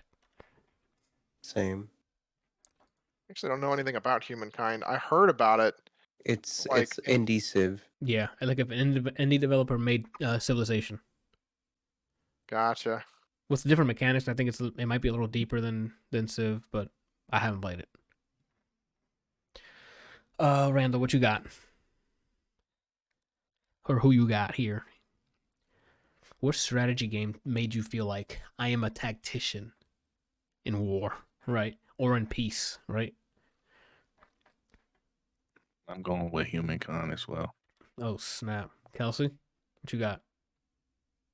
I'm not sure. I mean, I've heard really good things about Age of Empires. Same. I think I'm going to lean on Age of Empires. Oh, snap. I was hoping we all voted one, so we either all get something or we all don't. This is a chance for him to break off. You should convince them, Anthony. I didn't. If I played the game, I would have given him a nice, essay of why you should. I installed Humankind and made a character. So that's cool. Okay. I had Age of Empires installed, then after a week of not loading up, I'm like, who am I actually going to play with? And then I uninstalled it. You gotta play with E-Man. I think E-Man installed it. Did you install it too, Kelsey, or? Humankind? No, Age of Empires. No, I've just got a buddy who plays and talks very highly about it. I was thinking about going with Microsoft Flight Simulator, but I mean, I really hate it when they get nominated for shit just because they transfer it from one system to another. Yeah. Like, I really just don't like that. Like, especially with it being such a limited scope, basically downgrading to a console. Yeah. I feel like it's one thing when they really like upscale everything and move to the PC if it started on a console, but at the same time, it's still like you already got nominated for stuff when you were on the console or on the PC. You shouldn't get a chance to do it again, switching back and forth. Like, that doesn't make any sense. It's not even nominated; they won. Like, you've already won. Like, let someone else win, right? I feel like it's just a wasted spot. There was one year they had a game in beta. I don't know if it was when Fortnite was in beta or not. Yeah, and then it was. Shin Megami Tensei was out a couple days, and like, here's the nominees, and it's nominated. I mean, fucking PUBG was still in beta, and that was also nominated. Yeah. I mean, it's just weird the way it's done. I guess moving on, since we've locked in our stuff here. Best sports/racing game. We have F1 2021, FIFA 22, Hot Wheels Unleashed, Forza Horizon 5, and Riders Republic. Forza. So I'm going to go ahead and lock in my Forza Horizon, because not only do I want it to win, there's no way anything on this list is better. Period. The Hot Wheels game, I've heard nice things from our friend, and it just seems like it's well received. Yes, it's actually a solid racing game. I actually bought it just to support it. I laughed because there's free DLC for some cars, and even on Thanksgiving they go, here's some cars, right? Free DLC. Yeah. There's Street Fighter crossover cars. Pay us for our M. Bison car. Do you know why? Because Capcom's full of shit. Because Capcom wanted a cut, I'm sure. So they're like, well, you guys can't give this away for free. So if you're going to give... Like, if there's a way I could make a company go under, but everyone who worked there still gets a job somewhere, Capcom would be the... If I got Shenron, he's like, I can't do any wish, like bring people back, but I can specifically make a company go down and everyone's still okay financially. Uh-huh. Without missing a beat. As he's just saying what he can do, I'm like, Capcom. Yeah. You might want to follow that up with, and I hope these guys get this IP. Because the last thing you need is a worse company getting their hands on those IPs. Let me tell you, if Shenron's like, okay, and Capcom's done, and he's like, but what do you want done with Darkstalkers? I need you to stop. Give it to Arxis. Give me your Shenron again. What was that genie shit you just did? Okay. Okay. Wild. Okay, I'm going Forza. Brian, you going Forza as well? Yeah. Randall, who you going with? Hot Wheels. Hot Wheels. Shit. Okay. And He Kelsey. said, beat that. Yeah. Do they still have that tagline in the commercials? I don't know. I don't have a TV. Oh. I'm gonna be honest. I don't know how FIFA even got it nominated because it's literally a copy and paste of the last like 3 years. And the thing is that it's being reviewed by the same people who reviewed it the last 3 years. So it's the exact same thing. Like it's literally a copy and paste. So I'm just gonna copy and paste my review from last year. That's really sad, man. It's because they needed 5 games for this thing, and like, what else is out? And then they saw FIFA. They're like FIFA. Let's add FIFA in there. I'm having a tough choice between these. Hot Wheels and Forza?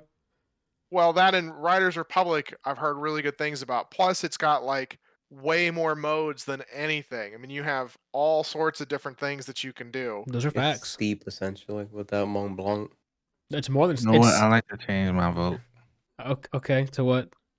Riders Republic. Okay. Wow. An award for Copycat of the Year. Well, that was the two that I was trying to debate between. Oh, dang. Forza wasn't even an option? Nah. Oh, dang. Okay. Ooh, we heard him, Xbox. I mean, I have Forza downloaded, but I haven't played it yet. It's just fun, casual, like you're on autopilot mode and you're just cruising on getting new cars. You know, it's just a great time, dude. Imagine being rewarded for breathing. That's what Forza is. Yeah.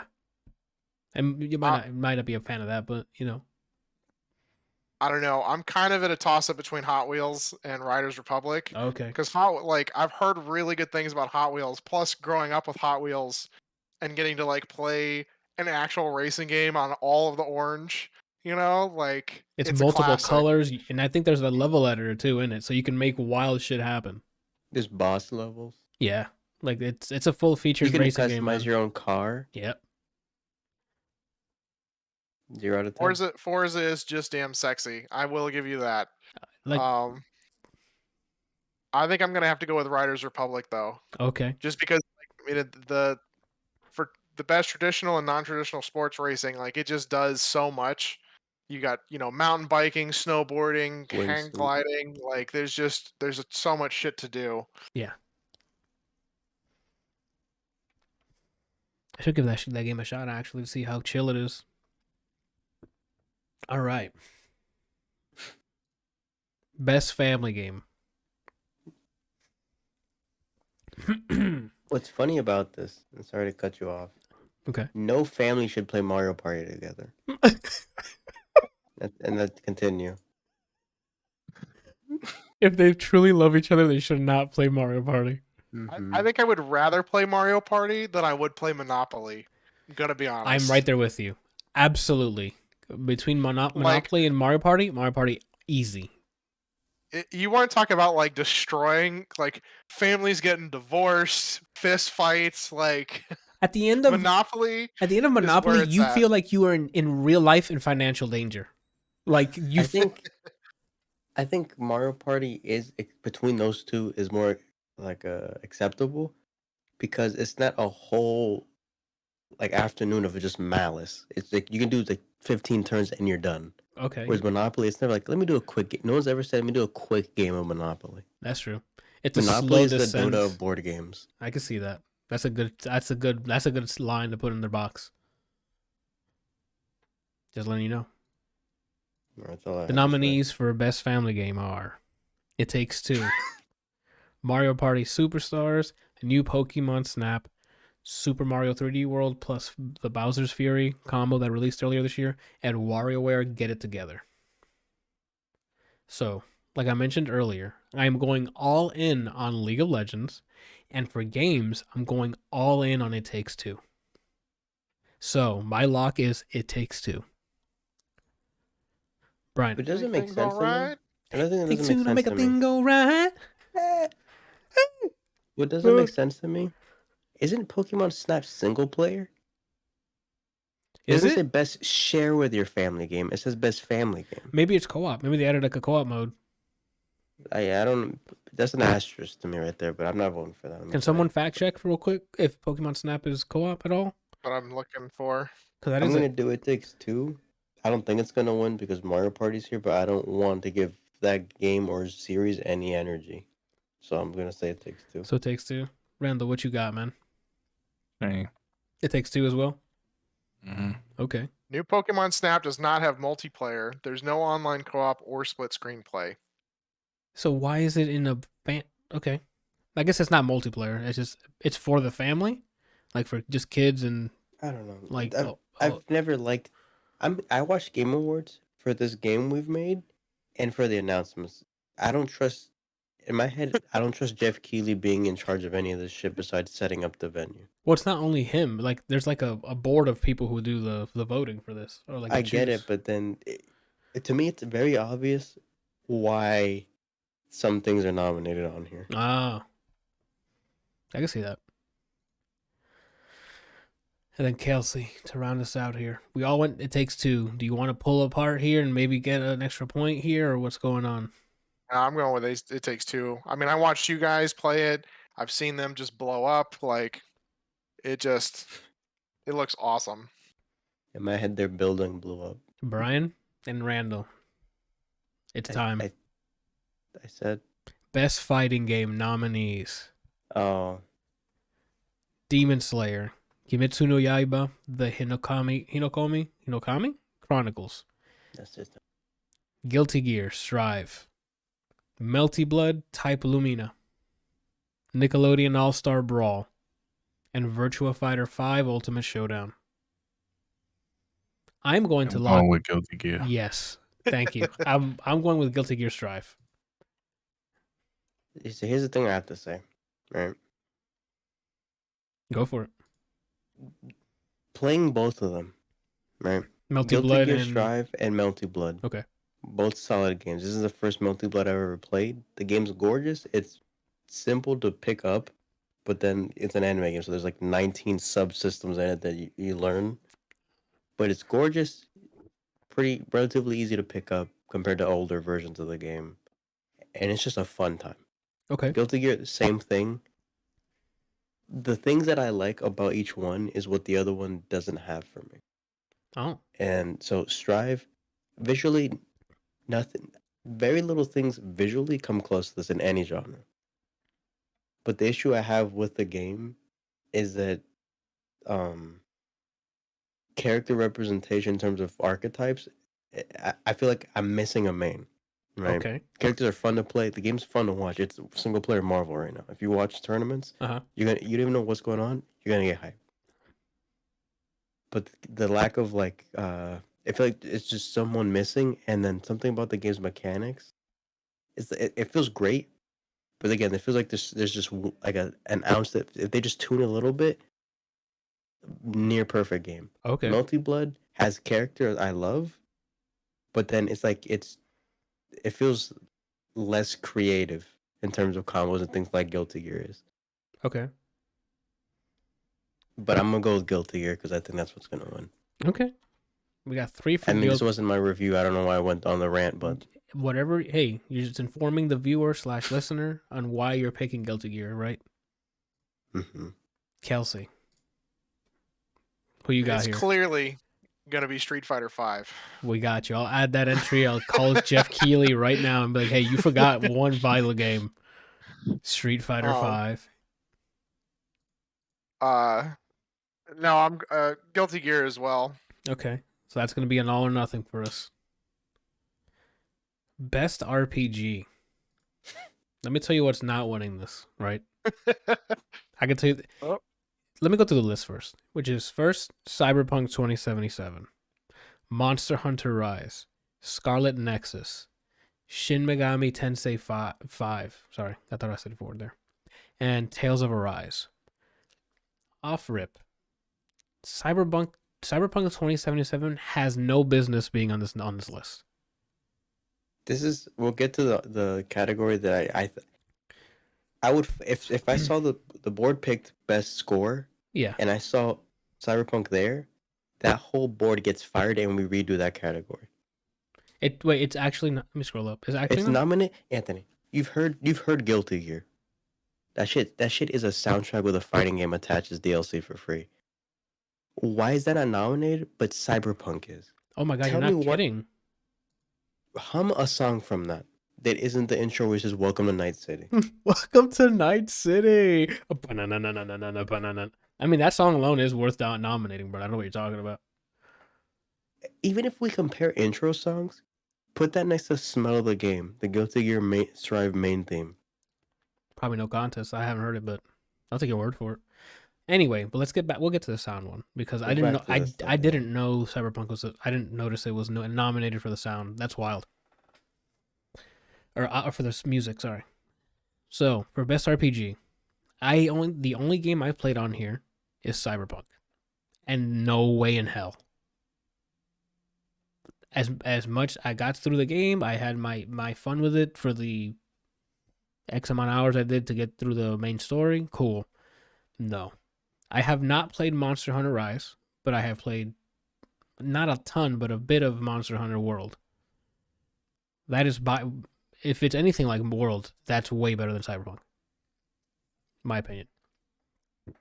Scarlet Nexus, I don't know. Is that an action RPG? It's an ARPG. It's on Game Pass PC if you want to try it. I haven't installed it. I haven't tried it yet. Okay. Is it co-op or is it just like a single player ARPG? Single player, I think. Okay. I don't know any about this. Shin Megami Tensei is just a renowned franchise, so I might just go that because that's probably going to win. And as Brian's review of Tales of Arise comes up, I don't know if Tales of Arise is going to win. But people like the game. Oh, okay. You fell out. I ranted, yeah. Yeah. People, the worst I've heard other people say is it's fine, but people usually like this game from what I've heard. So what I'm thinking I think it's going to be a fight between Shin Megami Tensei and Monster Hunter Rise. Now, I don't know about you guys, but I think Monster Hunter Rise will get the win here. Like, I'm gonna lock in Monster Hunter Rise. I'm locking in Shin Megami because this isn't their first nomination. I think they were nominated for Monster Hunter World when it came out, and I think it may have won. But let me see if it was last. Let me see if last year was one of them. I don't see it. Nope, I'm not seeing last year. Oh no, last year was Final Fantasy VII with the music. It might have been 2019 then. I could have sworn it was at least nominated for something. Yeah, I don't see it at all. Okay, so back to you going Shin Megami? Randall, what you thinking? What? I'm going with the same. Which one? Shin Megami Tensei? Shin Megami Tensei 5. Okay. And then Kelsey. You're an RPG man. I haven't played any of these. None of these are Square, so you can just say whatever you want. At least Final Fantasy 15 is not on here. That's true. Let's see. Oh, I forgot to put that on the thing. I gotta tell you guys about this. Okay, I'll tell you afterwards. Okay. I'll tell you after we're done with this episode. Okay, that's fine. Yeah. I mean, I've heard really good things about Monster Hunter Rise, and I know that they keep coming out with new content, but like, it's been on here for like 3 years now. No, it wasn't. I checked it. It wasn't last year's. I think it was 2019 that Monster Hunter World, the previous game, was nominated. This one just came out, so, and they're waiting for a PC release for this too. I think it's coming out early next year. I mean, Scarlet Nexus looks like it's a really cool game. Yeah. And I've heard decent things about Tales of Arise. Plus, the Tales series is pretty renowned as well. But I think I'm gonna have to give it up to Shin Megami Tensei. Oh snap! This is where I fall behind again. Let's get it. Everyone's Shin Oh, you Megami. rise. What did you vote? I'm sorry. Monster Hunter Rise. It's because This Dayton's on your side with Monster Hunter Rise. yeah, it has to. Like- Every time a new one comes out, Capcom gets their money back. Like all the money they wasted trying to do bad decisions in Street Fighter or whatever, they get it back with Monster Hunter and Devil May Cry. For time purpose, I'll say that Capcom only cares about Resident Evil, Monster Hunter, and Devil May Cry to an extent. That's the TLDR of what the normal rant would have been. Have you mentioned Capcom? Oof, this is my, oh my gosh. I don't know whether to pick what I want to win in the next category or what I think. It's going to be tough, so brace yourselves. Best action and adventure game. Nominees are Marvel's Guardians of the Galaxy, Metroid Dread, Ratchet & Clank Rift Apart, Resident Evil Village, and Psychonauts 2. Let me tell you guys, I have played the majority of this fucking category. And this is everything but Metroid? Everything but Marvel's Guardians of the Galaxy. Yeah. And this is not an easy pick. Because Resident Evil, I mean, it's like a horror game. Once you find out what the big bad thing is, and they arm you to the teeth with fucking rockets and stuff, it stops becoming scary, but it's still fun. Ratchet & Clank you are literally playing a Pixar movie, which is... Thank you. Yeah, I said that verbatim. That's what it is.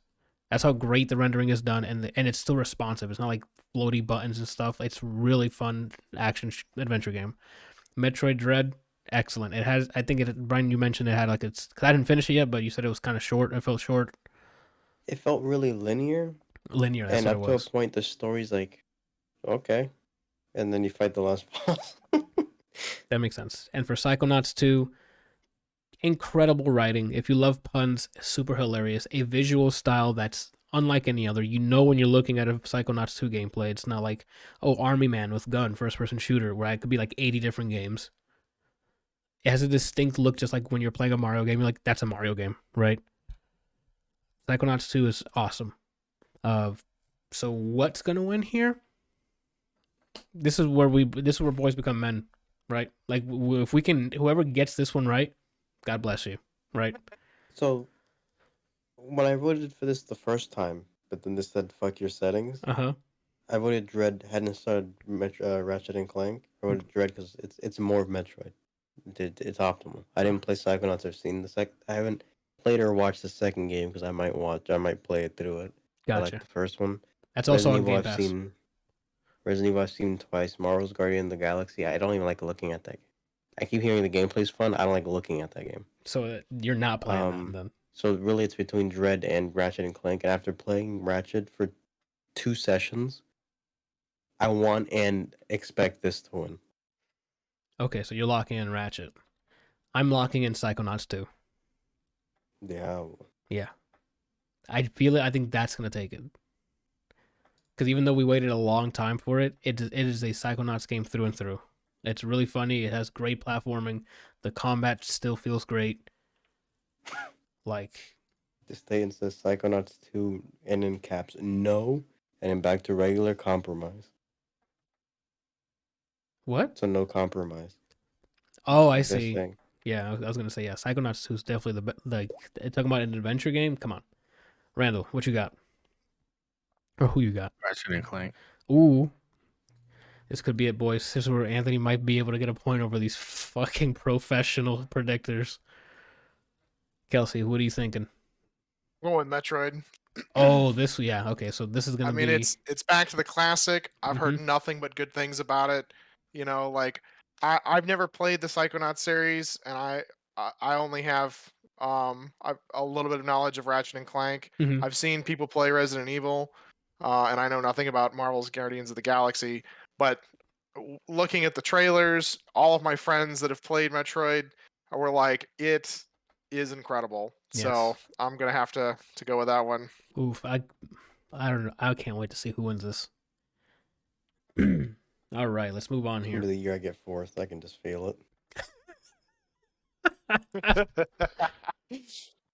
All right, best action game: Back 4 Blood, Chivalry 2, Deathloop, Far Cry 6, and Returnal. Now, for me, Returnal without by a mile. If you want an action game, it's Returnal. Because it's not, the action gets more and more heavy as you get further into the game because it's a roguelike. So, I'm locking in Returnal. There's no... Second. What happened? Second. As in you're seconding that? Yes. Okay. I third it. Fourth. Okay, so we're all either going to be winners here or we're, Watch Far Cry take it because of the actor. I hope not, because no. Wait, is he nominated for voice acting? Yeah, for performance. Okay. That I might vote. Maybe I'll vote for him on that, but because he wasn't in it. Like, Far Cry's in this weird loop where it's like, oh, look at this villain we got this time. But you're not really utilizing it's just, oh, he's in this cutscene that you guys did in a mocap suit, and that's it. Right? I don't know. Innovation in accessibility.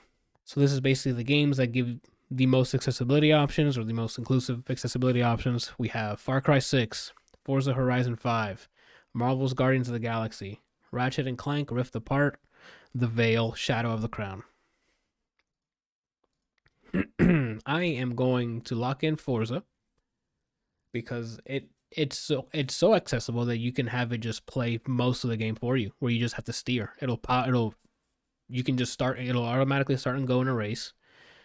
There's colorblind options. Tweak the AI so it just doesn't, so you're able to win. Like, there's so many options. What category? I missed it. Innovation and accessibility. Okay. I think the reverse is also available, where it'll steer for you and you just have to go and stop, like, so you can get the braking down. Far Cry 6 is probably a close second, so that's probably, I haven't seen the settings for Guardians of the Galaxy. And Rift Apart, I don't remember there being that much accessibility options. I don't either. And then I think Far Cry 6 and 4 are the one battling here, but I haven't played The Veil or Guardians. I was going to go for Far Cry because Ubisoft essentially tries to make every option possible in most of the games that I can remember playing. Recently, you said nice things about Forza, so I'm following you and I'm saying Forza. Okay. Randall, who you got? Forza? Is that what you said? Yeah, Forza. Okay. I thought he was sobbing while saying Forza. Yeah, I thought he was like Forza. Like, he was like, how, like, he saw a trailer of Forza in like 4K 60 FPS and he started just tearing up. Which I wouldn't blame you. That game runs beautifully. Just the networking is this little odd still, but so have the previous Horizon games.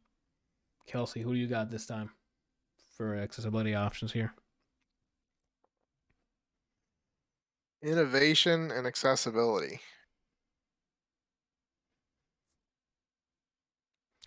Wow.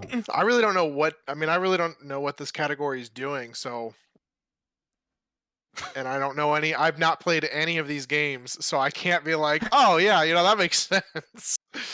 Right now, all of us are voting for Horizon 5. So if you want, maybe break away. Far Cry 6 is a good option. I haven't played Guardians or Shadow of the Crown, so I don't know. I was leaning towards Far Cry 6, but I think I'm just gonna stick with Forza. We'll just go down together. Okay, that's fair. Playing it safe, I see that. Playing the long game here. This is also presented by Chevrolet. Is it? Like, you have a sponsor? Okay. No, not me. That's what it says on the page. Oh. Best VR and AR game is the next category. I had to Google this. We have Hitman 3. I don't remember what I voted for. I Expect You to Die. Is it 2 or 3? Because I don't know if this thing incremented. 2. It's 2. Damn you, XL. I Expect You to Die 2. Lone Echo 2. Resident Evil 4. Sorry, not 5. And Sniper Elite VR. I'm going with Lone Echo because it looks like space stuff. Okay, so Brian's locking in Lone Echo 2. I'm going to lock in... What did you go with? Lone Echo 2. No. What did Anthony? What'd you go with? Resident Evil 4 is what I'm locking in because I saw gameplay of that. And I'm like, oh, that's pretty cool. It's a good way to replay an older class, like a classic game. So I forgot all the lines that the Hispanic people say. I try to remember it and say it just now, but I forgot. Matinglo or something like that. I forgot what it was. Matinglo. Yeah, something like that. Randall, what you got, man? Or who you got? I expect you to die. Oh, I expect you to die. Okay. Kelsey, who do you have today on this? That's what I was leaning towards. Was I expect you to die? All right. I think I'm gonna go with that one. Okay. Staten says Lone Echo 2 or Resident Evil could easily take it. There we go. I don't know anything about Lone Echo 2, but I have seen the VR for Resident Evil 4, and it looks good. Best community support. Here we go. Apex Legends Escape. Destiny 2 Beyond Light. Final Fantasy 14 Online. Fortnite and No Man's Sky. Everything's scrambled for these categories, so I keep having trouble finding the one to click on. I set them up so they should be like one after each other, going from the bottom right to the top left. You're freaking me out. Okay. So, a few things to say. I know No Man's Sky started off with some bullshit, but they have this game. It's a completely different game from launch, and it's all been free editions. Because imagine them trying to charge for something after what happened to them at launch. So, in terms of community support, they've come a long way. But they're up against they're up against titans. Fortnite literally has every type of character in their game, right? They quite literally have, I think Kratos is in it, Master Chief is in it, Rick and Morty's in it, Ryu and Chun-Li are in it, Ariana Grande is in it, Raven from DC's Teen Titans. You're talking about best community support, right? Yeah, like these guys add so much shit. Granted, they're just skins. But then the case to put here is skins worth it or is expansions? Because Final Fantasy 14 is on here, and they've been adding expansions to their games, right? So I don't know if what's worth would be worth more here. Kelsey, you had something to say. The little spiel that they have says, recognizing a game for outstanding community support, transparency, responsiveness, inclusive of social media activity, and game updates / patches. Oh, so it's not just game. It's not just game support. I see what you mean. Yeah, you kept saying like they have all this shit, and it's like, but that doesn't have anything to do with community support. Gotcha. I Fortnite misread that. doesn't listen to their community worth shit. Destiny 2 certainly doesn't listen to their community worth shit. Apex Legends has been kind of going downhill. Final Fantasy 14, I hear, is actually really, inclusive with a lot of things. And No Man's Sky, I'm pretty sure, is inclusive with a lot of things. What's funny is, though, that Destiny won the year before or the year before that. Community support, I believe. Oh, really? I voted, and I'll say out loud Final Fantasy, or else Johan will kill me. I'm gonna go with Final Fantasy because I have to lock it in. That's like our only Square game in this entire fucking Game Awards, right? They usually win something, right? It's not the only Square game, because Guardians of the Galaxy is Square. Oh, it is. Yeah, it's published by them. That's true. So you're doing Final Fantasy 14 as well? Yup. Now with the information that you told me about Destiny having won it before, I think I'm gonna swap to Destiny. I'm trying to win here, right? I'm trying to at least not be last, right?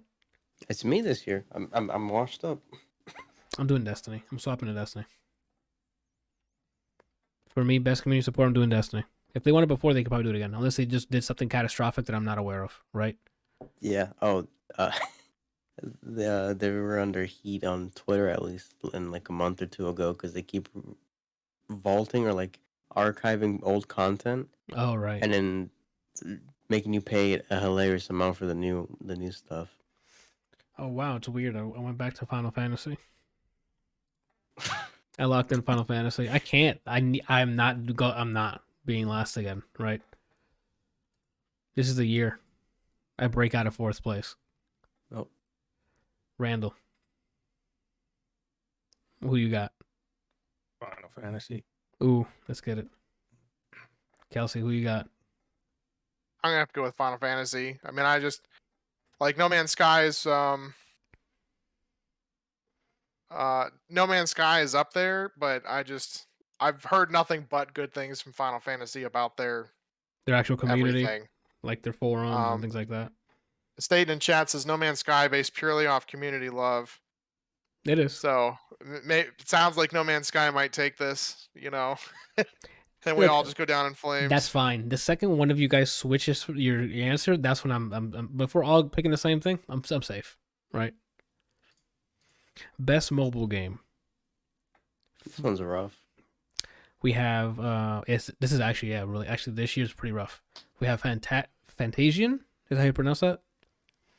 Genshin Impact, League of Legends, Marvel Future Revolution, and Pokemon Unite. Now it's huge because Pokemon Unite came out this year, and it's not as huge as League yet, but it has hit the ground running. In terms of how they're adding updates, adding characters, there's balance patches. Like I've seen them on my newsfeed all the time of changes they're doing. They've also been under heat with some of the skin stuff, like the cosmetic stuff, but who isn't in 2021, right? Genshin Impact continues to add more stuff. I don't know if it's substantial or not, or new characters, but they're making expansions and they're adding characters and weapons and things. Okay. And I mean the mobile gameplay is pretty phenomenal. Like I played it when you were down last year at your place, yeah, and it was flawless. I mean, considering like I'm literally playing it on my phone. The touch controls are responsive, like it's not. Oh yeah. I played it on my phone too, so it's. Go ahead. Sorry. Super easy to use. I'm gonna have to go with Genshin Impact for mine. Okay. I keep typing in Z. The heck's my problem? All right. I think. Go ahead, Brian. You already have your lock. I'm still thinking here. Pokemon Unite. I know watch this be the opposite. I'm pretty sure Fantasian has no business winning or won't win, only because it's a mobile game only on iOS. Oh, I see. And then cut to Fantasian. Mm-hmm. Randall, you got a lock? Pokemon as well. I already guys told you at the beginning of this fucking show that I'm full sending League of Legends. So I'm locking League of Legends for best mobile game. I mean, I've heard really good things about their the mobile port. Yeah. I think it's called Wild Rush or something. Wild Rift. Okay. Now, next thing. Best debut indie game. We have Kena, Bridge of Spirits, Sable, The Artful Escape, The Forgotten City, and Valheim. Am I missing something? I am going to lock in Valheim. What category are you doing? Best debut indie game. I don't see that. That's not on there? No. I see best indie. Best indie. Yeah, and it's different things all completely from what you said. Wait, for real? Mobile, best indie, best ongoing. Oh my god. I don't see best. Oh, I see it. If you guys are looking at the all screen and it's like the categories, it's the second from the bottom, second from the right, next to most anticipated and content of the year. Y'all really had me like, did I make this in this category up? Because according to the categories, you've been kind of working from your bottom up. Yeah. And then all of a sudden, best debut indie is like nowhere near the rest of the shit that. Wait, is it by resolution? Does it change order? It doesn't. So why? Okay. I promise you, when I wrote this list, this was the order, right? Besides most anticipated game.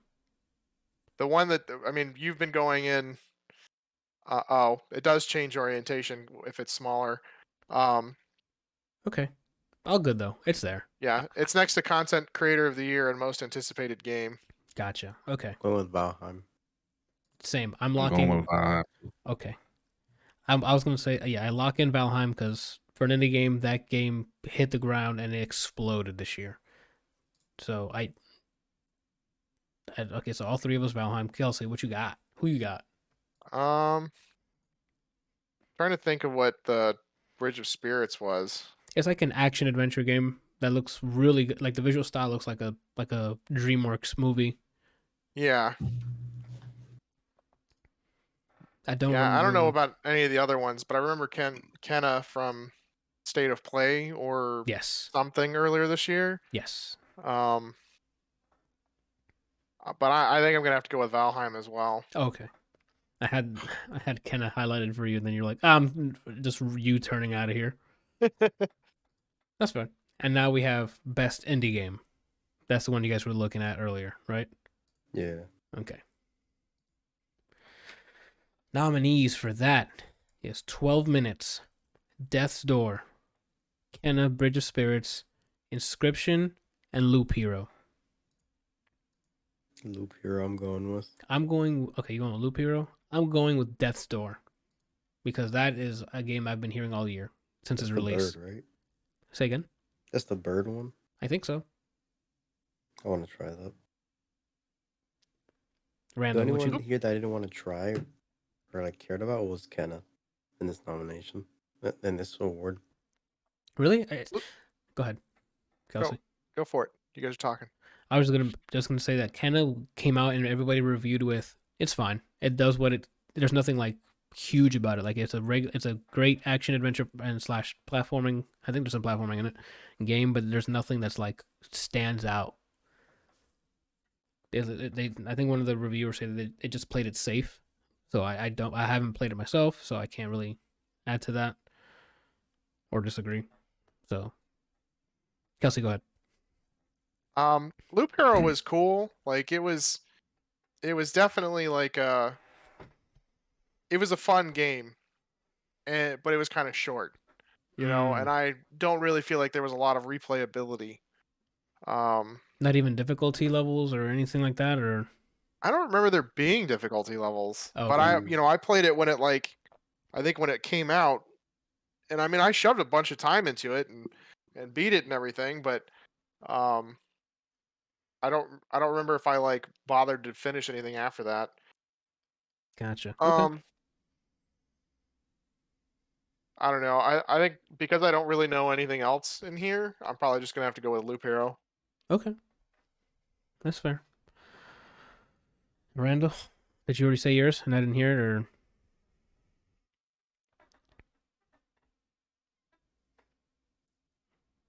Yeah, I guess I'm gonna be a bandwagon because I don't really know much about the other games, and I want to vote for 12 minutes, but it seems really short. Okay. So It's longer than I'm gonna 12 go with minutes. It's I'm gonna go with like Loop. you're gonna go Loop Hero. Sorry. I'm gonna Only go with 12 Loop minutes if Hero. you know what you're doing. Okay. I mean, I wonder if there's a speed run. I gotta go look it up and see. Once you figure out what the solution is, I'm sure there's a way to just get as fast as possible. Next on the list is best ongoing game. This is what I confused the two categories when I was saying they added stuff to the game. We have Apex Legends, Call of Duty Warzone, Final Fantasy 14 Online, Fortnite, and Genshin Impact. I am going to lock down Fortnite. I second it. On this one. I think this is an easy pick. Because in terms of in-game events, I don't think anyone does it better. With the events that come up in it, that transition between seasons, things like that. They're basically in-game cutscenes of wild shit happening that introduces whatever, right? And I don't think that's been beaten at all. Talk about Apex Legends? No, Fortnite. Yeah. I'll go with Apex. You going Apex? I'm essentially switching my votes for things I don't feel passionately about. I'm switching to what I'm guessing. I'm thinking it's going to win because This is the general populace, I would imagine, and the people who are on the board. So maybe they won't. I don't know. I'm trying to min max this here, right? I'm trying to get all the points. I want to get so many points because I'm never challenging Anthony again, right? Kelsey, what you got left? Because Brian, you said you locked in Apex, right? Yeah.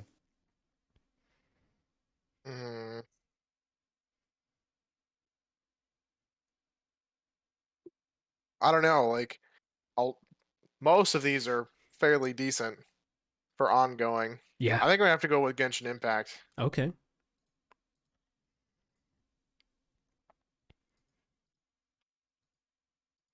Okay, that's a solid pick. All of these are definitely all these games are the most ongoing games. And it's awesome that Final Fantasy 14 on there is the MMO they pick, and not WoW or because they have an expansion coming in a week or two. That's true. Next category: games for impact. What did Randall say? He said he's second Fortnite. Unless did you change your answer, Randall, or no? Okay.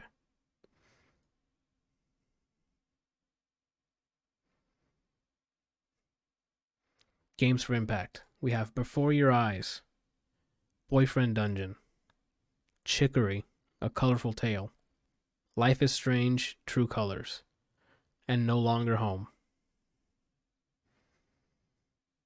I don't know anything. I've played a previous Life is Strange, so I can vouch for that series. I didn't finish this Life is Strange 2, though, but I did play the first Life is Strange to completion. But games for impact, I don't even know where or which one here, right? Brian, you said you played Boyfriend Dungeon? Yeah. Unless someone gets hit by a bus and then have to save their life after, I don't know what the impact is in Boyfriend Dungeon. Okay. From the trauma that the first Life is Strange left me in to the point where I could not continue in the game, I'm going to say Life is Strange. Oh, so okay. I'm going to lock in Boyfriend Dungeon. Oh, shit, we swapped? Yeah. Again, I'm here to get maximum points, right? I'm trying to Psycho Crusher. Because why not, right? Oh. Why not? What? That's an impact right there. Boyfriend Dungeon. What the hell? What game is that? See? Already got you in there. That's a free point for me. Right? Well, yeah, but Life is Strange. And someone reads that, I'm like, who you telling? And then now they resonate with it. Yeah, but that's not an impact then. There's it'd be like that. It impacts them to think about how strange life is. Good luck to you and your choice, Brian. All right? Randall, what you got?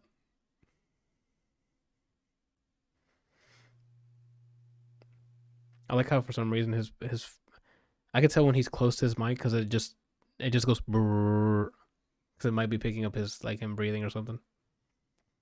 Randall's? Yeah. Life is Strange. Ooh, Life is Strange gets a second. Let's go, Kelsey. Where you going? Also going Life is Strange because it's the only one on there that I know anything about. I hope I hear Boyfriend Dungeon and I'm gonna be like, ooh.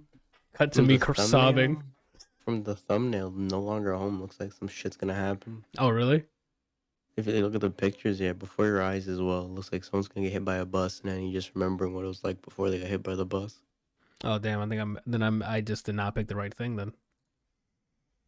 Okay, so next category, we have best performance, acting performance, not games running at 60 FPS or whatever. Excuse me. We have Erica Mori in Life is Strange, Giancarlo Esposito in Far Cry 6, Jason E. Kelly from Deathloop, Maggie Robertson in Resident Evil Village, and here we go, Ozuyama Akaga in Deathloop. And I voted and I'm thinking Maggie. Right? Yeah, I'm going with Maggie too.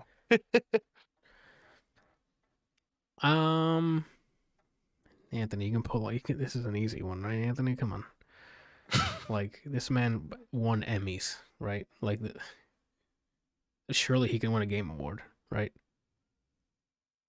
Like this is I'm locking in Giancarlo, right? Like this, I'm here to win, right? I'm not here to be like, oh, Maggie, whoa, tall lady, right? We're not here for that. We're here for points. And that Giancarlo Esposito was Gus, right? You don't see him and not see Gus, and vice versa, correct? Got it. That's how you get, easy points. So all of you guys going Maggie? Yeah. Okay. Well, good luck to you guys in your choices. All right. Next one's free for me. I just saw the next category. Okay. Best audio design. Free. Okay. Let me read off the nominations. Deathloop. Forza Horizon 5. Ratchet and Clank Rift Apart. Resident Evil Village. And Returnal. Brian, since it's free, Returnal for you. Nice. I am going with. Let me not say free. Okay. The only other acceptable answer for me is Ratchet and Clank. I see. But I didn't switch my answer. Okay. I see your Returnal, and I raise you Deathloop. Right? And you're thinking, Anthony, what? I'm here to win points. Okay? Deathloop is critically acclaimed. Right? Maybe not more so than Forza. But I don't know if Forza... I mean, I've played a good amount of Forza already. And the audio stuff is vroom vroom and some music, right? Deathloop, there's more going on there, right? Just letting you know. Yeah, we're just going to leave it at that, right? Yeah. Randall.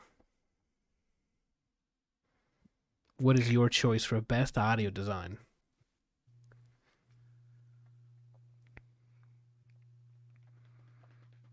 I'm going with Returnal. Returnal, huh? Okay. I don't know why Anthony hears somebody tell him what is going to be picked, and he's like, "No, I'm going to go with this instead." I'm telling you, you guys would think it's Deathloop. I'm telling you, Deathloop's winning this. What I'm telling you, like, I played through that game, and there's so many more memorable audio cues and sounds and stuff that game has. Right? I don't know. Returnal is like there's probably the same thing. I mean, they even use like the audio design from your controller, the speaker. They use everything well. Deathloop, it's got to be. Anthony, I'm here to win points. Just to say, the second you get in that house, yeah, you become very aware of the audio design in Returnal. Not to mention, it's literally used to alert you of things. Same in Deathloop. The sound is used very heavily in Deathloop to alert you of things. Yes, but it's not Returnal. I'm just going to win. Good luck with you and your choice. All right.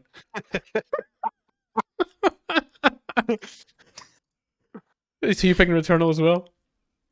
Yeah. Okay. What if you just chose Deathloop instead? Oh shoot!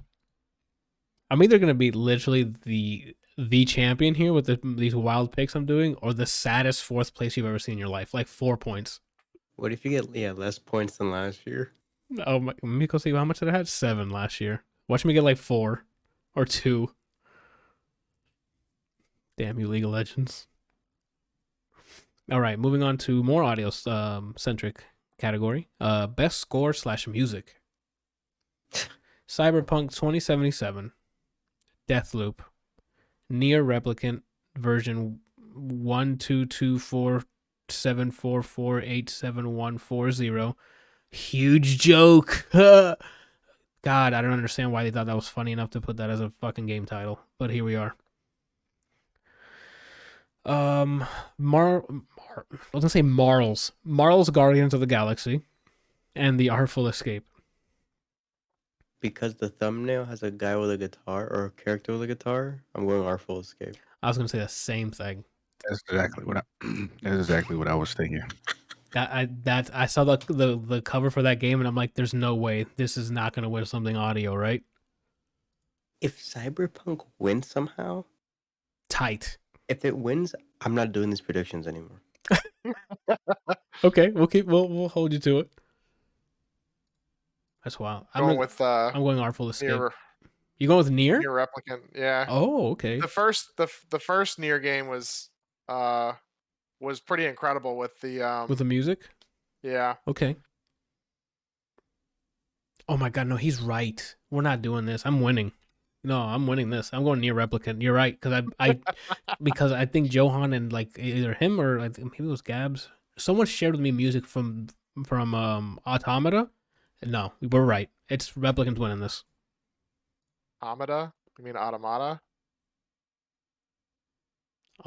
Yeah. What did I say? Automata? Automata. I've never heard it pronounced like that. I'm an idiot. You keep forgetting that. That's the problem. Oh my god, is it not that? Oh well, I can't. I can't read. So I wouldn't be like Brian said earlier with the review of 12 minutes. I won't be able to pass that game since I'm illiterate. Before you continue, go for it. I feel like we need to make this more interesting, not just for us but for the viewers. Okay. By putting in some sort of incentive. Like what? You have something in mind? I was thinking something simple like winner gets a gift card. Okay, gift like if y'all can come up with something a little more creative. If Randall doesn't win, he streams for a whole year every day. Why am I always the target? No, I mean I'm with you on that. We can do like a $50, $100 gift card or something. Oh, I thought you were in on the streaming thing. To where? Victoria's Secret or? I'm assuming Amazon. Oh, I guess Amazon would probably be it. You just get like a blank gift card you can use for anything. Like my OnlyFans. That's true. We'll do the Yeah, we'll just do that. We'll do like $100. Yeah, like $100. Like $100 gift card. That's just $25 each. It's $33 each. Why would the winner pay for it? If I win, oh yeah, I'm sorry. You're right. If I win, I want a different thing. No, I mean the thing is that everybody puts money in, so it's still $100 gift card. Oh, you want to do it that way? Okay. I was gonna say the winner he won. So why would he spend his money, right? Like the point is just to buy $100 gift. If everybody does $25, you buy $100 gift card, and then the winner gets obviously didn't have to technically pay for it. Because they got the money back. They got the 75 extra. Yes. Okay, that's fine. That's fine with me. That's how betting works. If you put money in. Specifically, if I win, don't give me a gift card. Buy 10 copies of Scorewells each. Not doing that, Brian. We're doing the gift card. Yeah, that's not. We're not. All right, then you guys can do this shit by yourselves. All right, I'll see you later, dude. And then Cyberpunk 2077 wins score. Tell me if that wins. When these episodes come up every year, I'm just gonna sit here. I'm not and smile. If I live in a world where someone's like Cyberpunk 2077, that's a score. I don't want to live in this world anymore. Then we'll do this. If that's the case, next year you'll just host this, and you'll be in your Jimmy Fallon thing the whole entire time. I'm fine with that. Okay, so that's best. Just to confirm, that we locked in our best score. I picked Nier Replicant. Same with Kelsey, and then you, Randall and Brian picked the Artful Escape. That's correct? Mm-hmm. Okay. Yeah. Let's move on to midway through this predictions. There's stakes now, and I don't mean edible steaks. I mean the stakes now are Amazon, $100. If they choose. What? If they choose to order a steak, then there's steaks on the line. I don't think you can order. You can order steaks from Amazon. Or are we wild right now? Let me go on Amazon right now. Yeah, can you go fact check me? Yeah. I don't think that's a thing you can get. Yeah, because why am I seeing Omaha Steaks Gourmet Holiday Gift Pack? Oh, I think you can order pretty much anything from Amazon. Oh, okay. I'm seeing boneless beef New York strip steak. Then, I'm gonna retract that. I was just questioning it. You can get yourself a steak if you win, bro. There you go. I'm telling you what I'm doing. Okay. And then for best art direction, Let's move on. Now we have incentive, people. We gotta play for points. So fuck you guys. So with your Anthony's in fourth, I'm here to win now, right? I'm getting steak. And yet he continues to pick the wrong things. Like, he wants to win, and then he goes. So somebody's like, "This is clearly going to be the winner," and he's like, "I'm gonna go with that one over there." Oh shit! It's like, so my brother-in-law has a buddy who like comes to him all the time and is like, "Hey man, should I spend $5,000 to just give me a car to go from like point A to B, or should I buy this really nice brand new truck for $50,000?" Well, seeing as you're in a lot of debt, you should probably just get the $5,000 car so that you can get jobs and go do stuff. Okay, well, I went ahead and bought the truck, so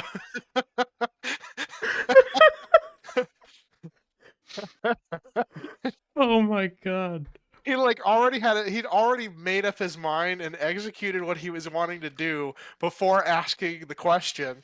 And so it's like, why ask me? What is the point? Because he was seeking validation for his choice, like justify, like like, oh, I did the right thing. Oh man. All right. Next category. Sorry. Best art direction. Nominees are Deathloop, Kenna Bridge of Spirits, Psychonauts 2, Ratchet and Clank Rift Apart, and The Artful Escape. Ratchet. So you guys are locking in Ratchet. I'm locking in Psychonauts. Because I mean, in terms of art direction, that everybody else is going through the front door in the burning building. Anthony wants to go through the basement. Yeah. Ratchet and Clank it's rendered beautifully, but in terms of art direction, what's more, like Psychonauts 2 has a style to it, right? Like everything's more this psychedelic when they go into someone's brain. Like Psychonauts 2 has it, right? It's gotta be. As I'm opening the basement door. Or crawling out of the basement window. He makes me think of the commercial, the one about the horror movie people where they're like, we should go hide in the basement, or we should go hide in the house. Like, why don't we just get into the car, the fully fueled car that's already on and running? And they're like, that's really dumb. We should go hide into that shed over there filled with knives and swords and shit. That makes so much noise. Oh shit. So I'm assuming all of you going Ratchet.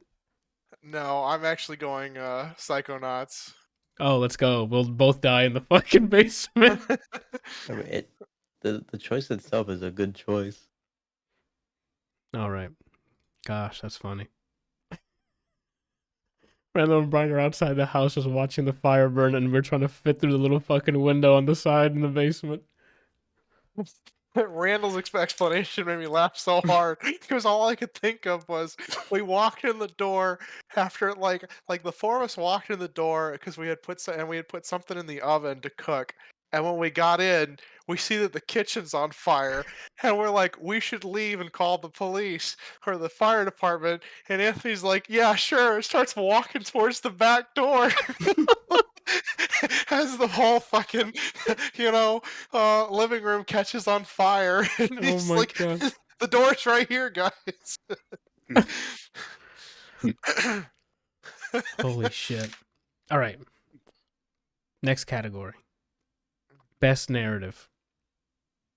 We have Deathloop, It Takes Two, Life is Strange, True Colors, Marvel's Guardians of the Galaxy, and Psychonauts 2.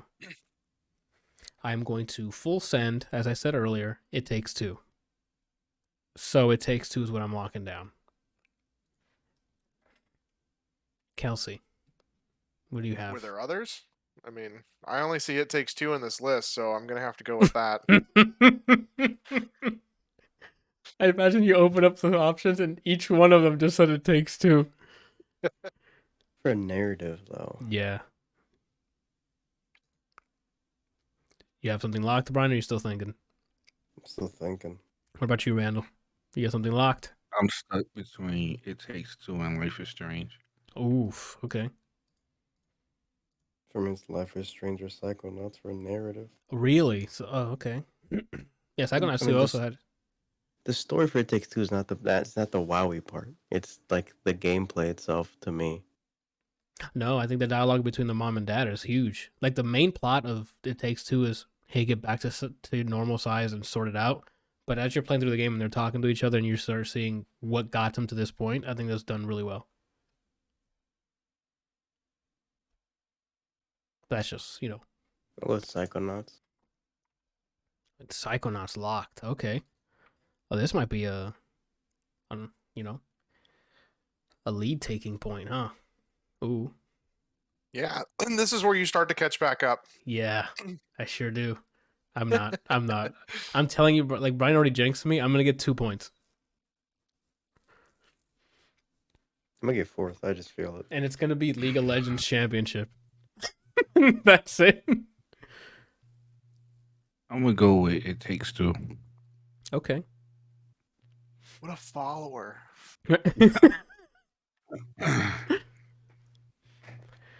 Oh man, let's go. Next thing. Category. Best game direction. We have Deathloop, It Takes Two, Returnal, Psychonauts 2, and Ratchet & Clank Rift Apart. This is a tough one. So I'm insta-locking into It Takes Two. I'm not kidding. I'm here to win, right? And there's been years in Game Awards where one game sweeps. Journey. It Takes Two, I think, is this year's Journey, right? This is hard. What are you thinking between? Like, what's got you torn? Everything. I think everything's viable. Even the direction, like when you were describing it to me before you got to your gripes. Yeah. I was like, it fucks. This sounds like it forks. Yeah. It Takes Two, obviously Returnal, obviously Psychonauts, obviously Ratchet and Clank, obviously. So it's, this is where I think I should just choose what I want instead of trying to guess it. Really? Okay. Returnal. I was gonna say he wants Returnal. You guys have a lock, Randall or Kelsey? I'm going with It Takes Two. Oh, okay. Kelsey, you jumping on the It Takes Two, or you have something else in mind? This is a tough one for me. It sure is. I mean, to me, it's a toss between It Takes Two and Returnal. Like, oof. It is tough. You're right. Every game on here is great in their own ways. They have their faults. I'm looking at you, Deathloop, but it's still. I could still recommend Deathloop, right? At a certain price.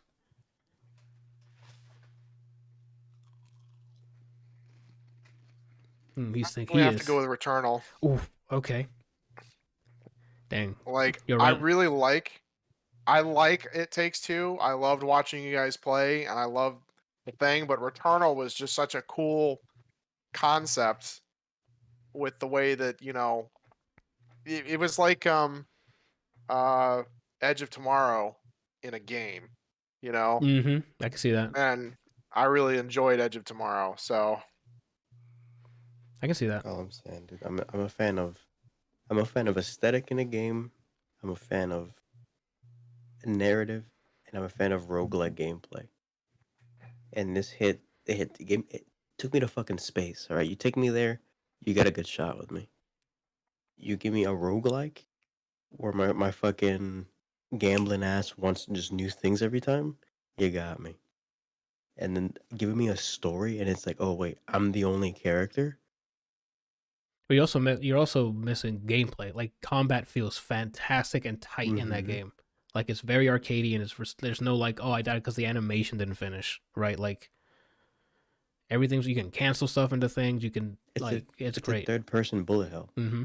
This company, Housemarque, is like, what can we turn to a bullet hell game? Yeah. With all their games. Yeah. All right, we have the two big ones now. Everybody vote? Yeah. Okay. Me and Randall went to Takes Two, and you and Kelsey went to Returnal.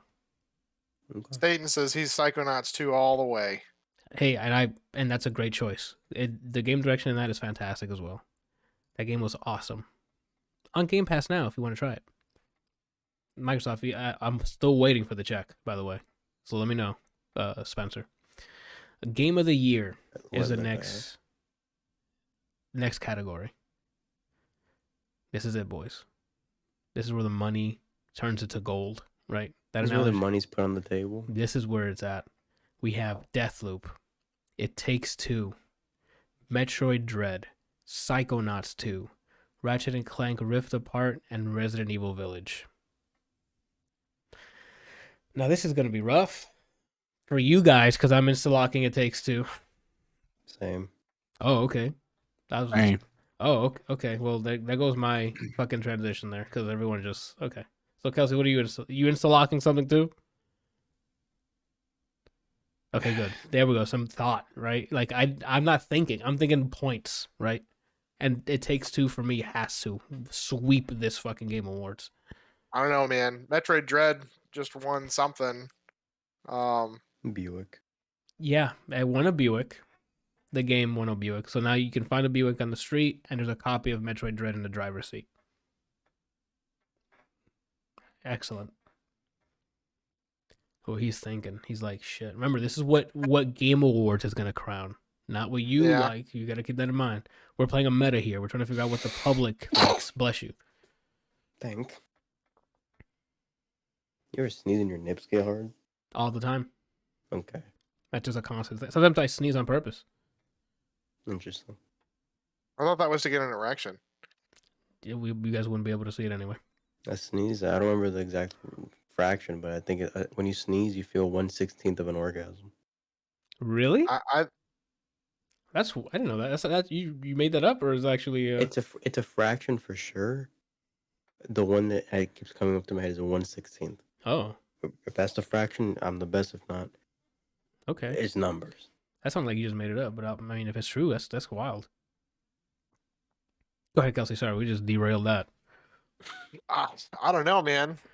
You really looking for that Metroid?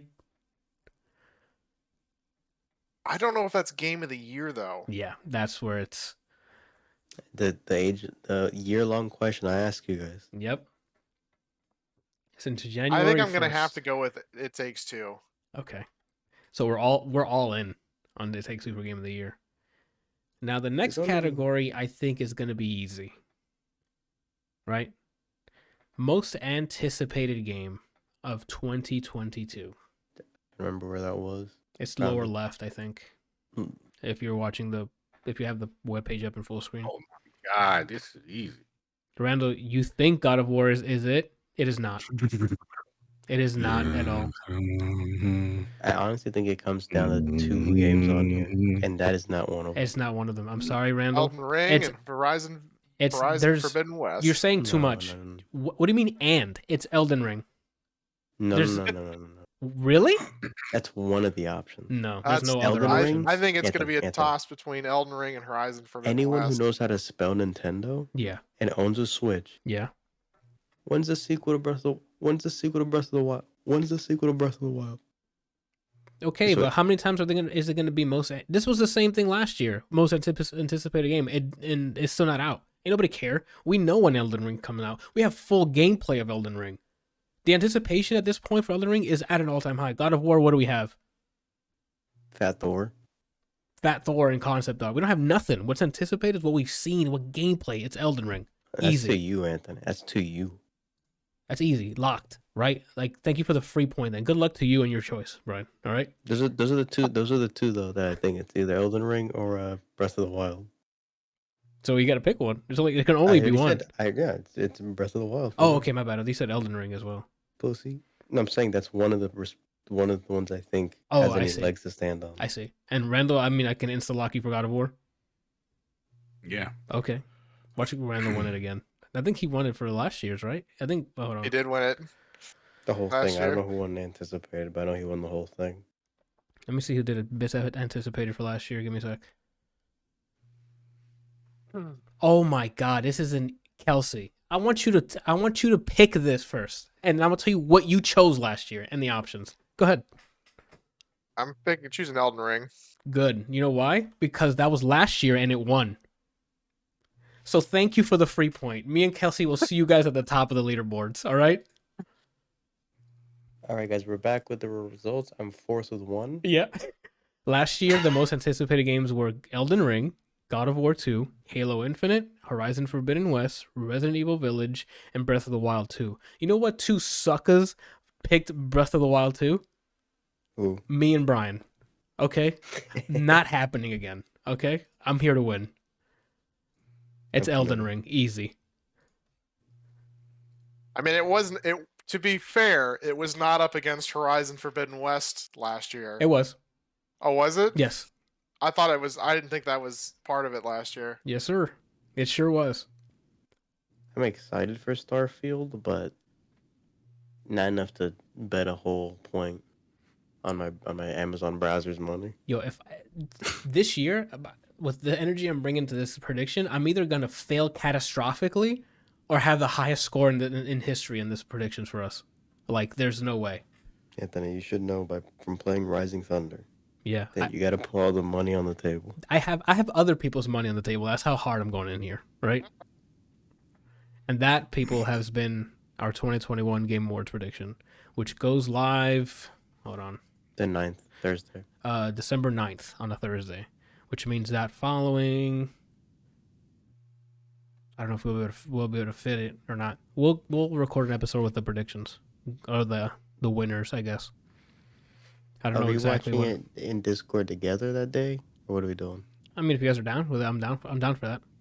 I'm down for it. That means I don't have to stream. That's true. That's true. Okay, we'll do that. Anyway, but that's it. And that's it for this episode. That's mostly what I was hoping to get done, right? If you guys have any other questions, concerns, comment below. Fuck you. Mention us on Twitter, Fuck Instagram, Facebook. Fuck you. Like the videos, subscribe. Whenever I'm at the gym and I'm like helping people out, I was like, "Do you guys have any questions, thoughts, concerns, beauty tips?" That's a good one. The beauty tips is a great one to slide in there. I like that. All right, people. Releases this week. We have 2 big ones. One's a DLC, the other one's the full game that I saw on the list. We have Marvel's Avengers Spider-Man, which is basically Spider-Man DLC that you get to play as Spider-Man in a new Marvel's Avengers game. Good luck to them and their new DLC, because I saw the trailer and I'm not convinced, right? Like, it's an exclusive that we don't have access to, so that's why I'm like... That's true, and I also forgot that. It's only for Sony PlayStation 5 or 4 players, so enjoy that, I guess. And then the Spider-Man stuff? Yeah, unfortunately. Isn't Solar Ash only for PlayStation? I think it's on Epic. It's not on Steam. That's the exclusivity on PC. Oh, yeah. It says PlayStation 4, Microsoft Windows, and PS5. Correct. Sorry. Yeah. For consoles, it's only Sony, and then on PC, it's only Epic. But these are the developers of Hyper Light Drifter. It's their next game. All the gameplay I've seen so far, it looks pretty fun. It looks like an adventure platformer, so we'll see. I might give it a shot. And then for movies and music, I didn't see anything on there that, grabbed my shoulders. What? There's a game coming out tomorrow called Fight Night, and it's a dungeon crawler, high-speed action game where you're a knight who just punches shit. Oh, okay. Is that co-op? It looks like old Doom in terms of like visual, like the first person. Mm-hmm. But it's a dungeon crawling game where you're a knight that punches shit. Oh, that looks coming cool. out tomorrow. Yeah. Yeah. This looks very entertaining. Some of the screenshots are funny. It looks like there's an NPC giving you the sussy eyes. Nice. Okay. Looks cool. He literally just throwing hands with shit. This is hilarious. That might be a fun little game to play. Yeah, add it to my wish list. This is funny looking. We do need to come up with our first game that we can race through. I thought you said Cyber Shadow. Cyber Shadow. Remember? Isn't that what you mentioned before when you were streaming Steel Assault? Cyber Shadow. Yeah, it's like the side-scrolling ninja game. It looks like retro. Yeah, we can do that one. Or Because we had talked about a couple of them. We had talked about like Demon Souls, and I already have the answer. I mean, I have a leg up because I played it before, but The Messenger. You guys are picking the wrong ones. Oh, really? What are you? The easiest one you can do. Uh-huh. Hades.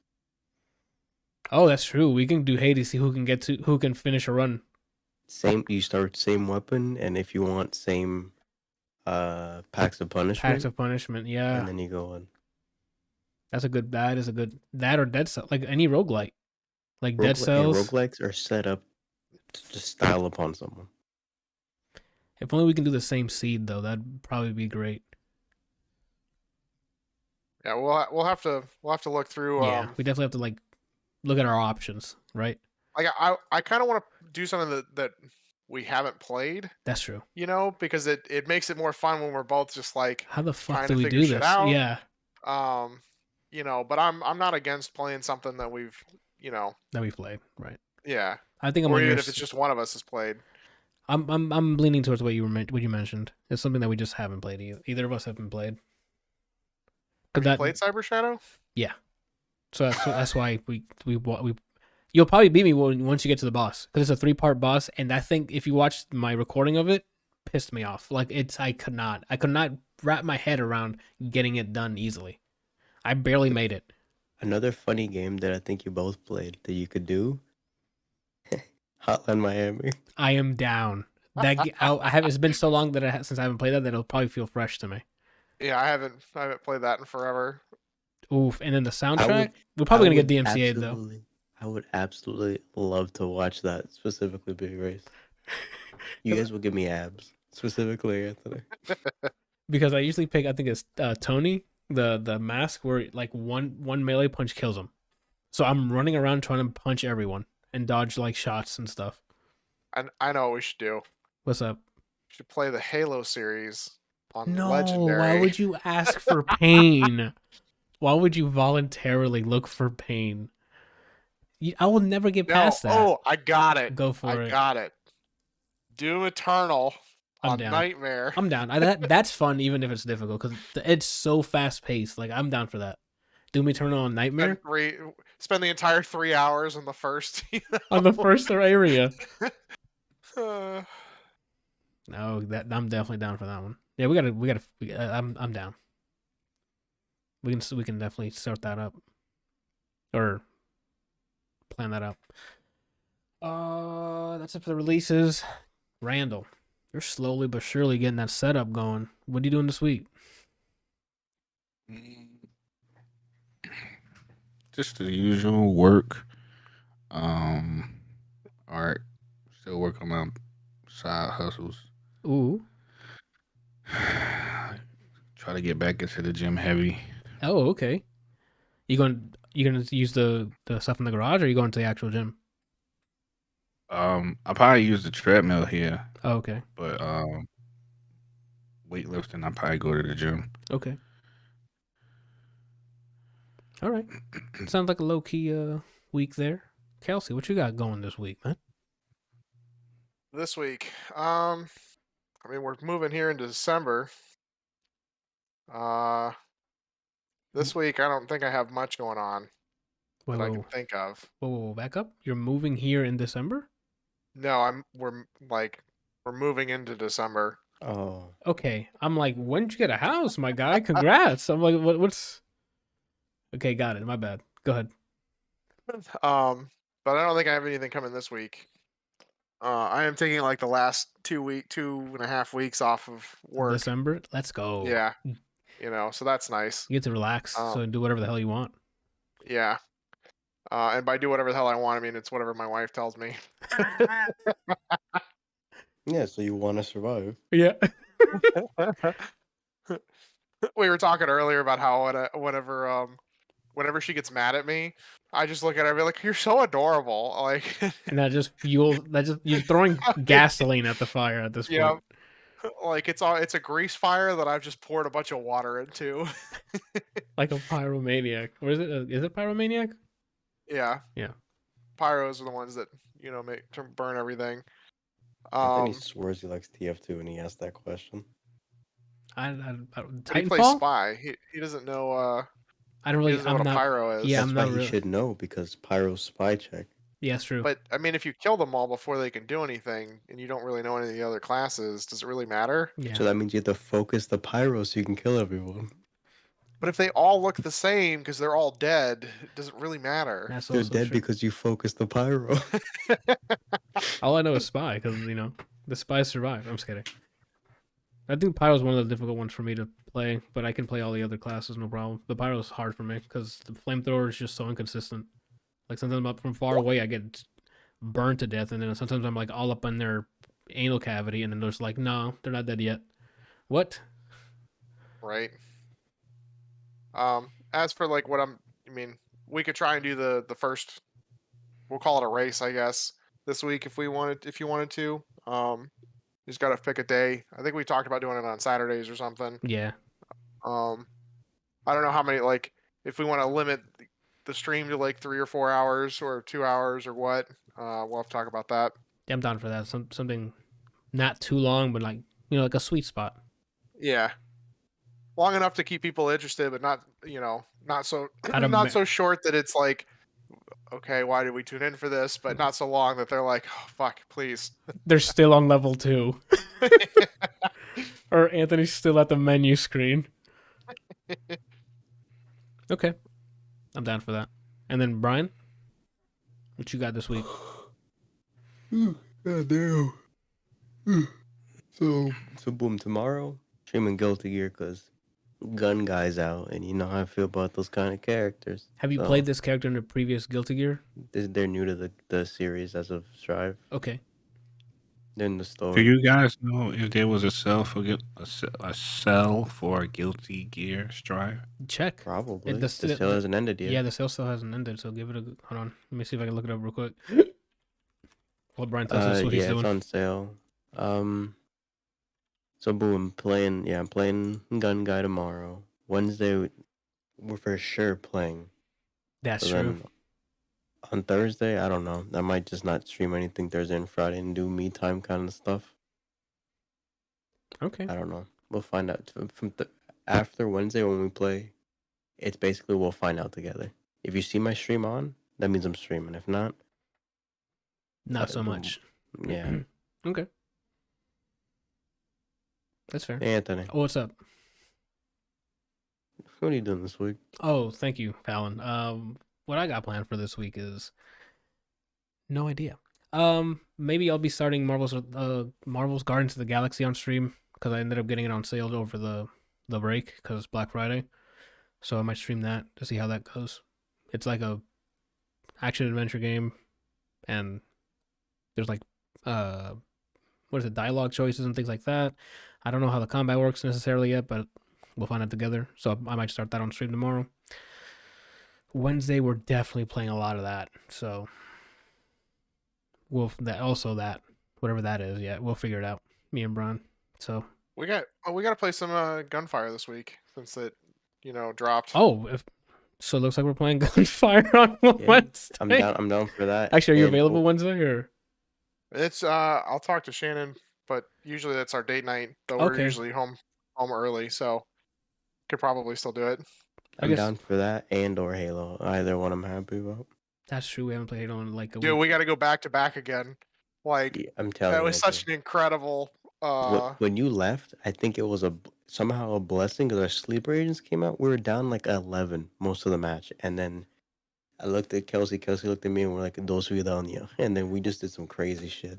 We fucking Army of Tude, Boondock Saints, like you fucking name it. We were just like, one right after the other, cleaning up.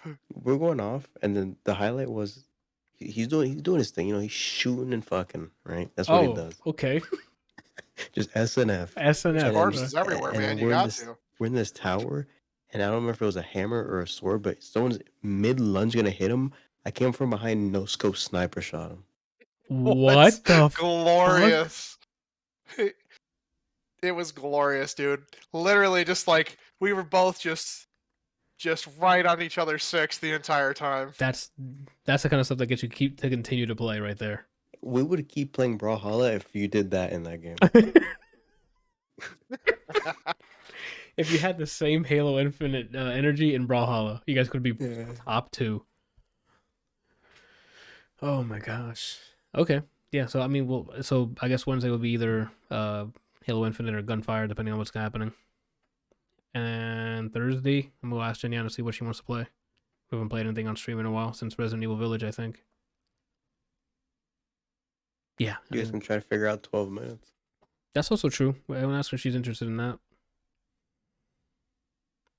And we'll figure it out, I guess. And then Friday, no stream. Saturday, if we can sort out the logistics of this new speedrunning show we got in mind here, we'll do it Saturday. We'll start Saturday. If not, we'll next Saturday, whatever. But it's coming down the pipeline. That's about it, boys and girls. This has been the ADLR Podcast. We'll be back next week. Actually, wait. Next week's it's when we start our brackets, right? Yeah. So next week is Song of the Year. I gotta look at those. Yeah, we're gonna start listening. Because I don't think I've added anything, and I still have a lot to listen to and watch. I think. I guess hold off until like tomorrow. I gotta look at the list because there's an abysmal amount of songs. Because me and Brian just went and put a bunch. Abysmal means not that much. Oh, okay. Well, an overwhelming amount of songs. So I might just start cutting it to like one per artist. Right? Because that's what I had thought it was, and then whenever I saw you had 2 of an artist, that's when I was just like, whatever slaps heavy duty on my 2021 playlist, I'm adding. I mean, I'll do this after the podcast again. So we might just do for each of us one per artist. That makes sense. So like, let's say me and Brian have a lot of similar Olivia Rodrigo songs that we like. Like I can pick one and he can pick another, right? Of Olivia, like one per artist per person. I'm fine with this. That way we can kind of cut it down because we're already at 70 something. Yeah, like 50 songs, and you guys and we still have Kelsey songs to add. I don't know that I'm adding songs, so I don't know that I would worry too much about it. Oh, okay. Because I think the only I don't really listen to newer music unless it comes on the radio or somebody's like, "Hey, you should check out this song." Okay. Then we might do that because I think Randall added his, and he kind of already stuck to that rule, to that mentality, because he doesn't have multiple. That one Coldplay song, right? No, he added some other ones too. He added like Nas, Doja Cat, and stuff like that. But he only did one per artist, like I'm saying. So he's golden. Where me and you just vomited a bunch of fucking tracks on here. And then for games and movies, I think we're good on that too. I just gotta do my homework and start watching some of these movies that I haven't seen yet. Oh fuck yeah, that means I gotta watch movies. Yes, sir. We got homework well, I mean, you can do music this week if you haven't listened to any of it, and then start watching the movies and stuff. Okay. That's that for the week. So yeah, next week is our Song of the Year. Depending on how fast it goes, we might just do all of it in one episode. Depending, but movies and stuff take time to watch, so I'm not gonna like make them do all this stuff in 1 week. So we'll see where we're at, but at least Song of the Year is next week. Sorry. So we'll see what happens. Thank you guys for watching. What happened, Brian? We can figure it out after. Okay. Thank you guys for watching. We'll see you guys next week. Bye.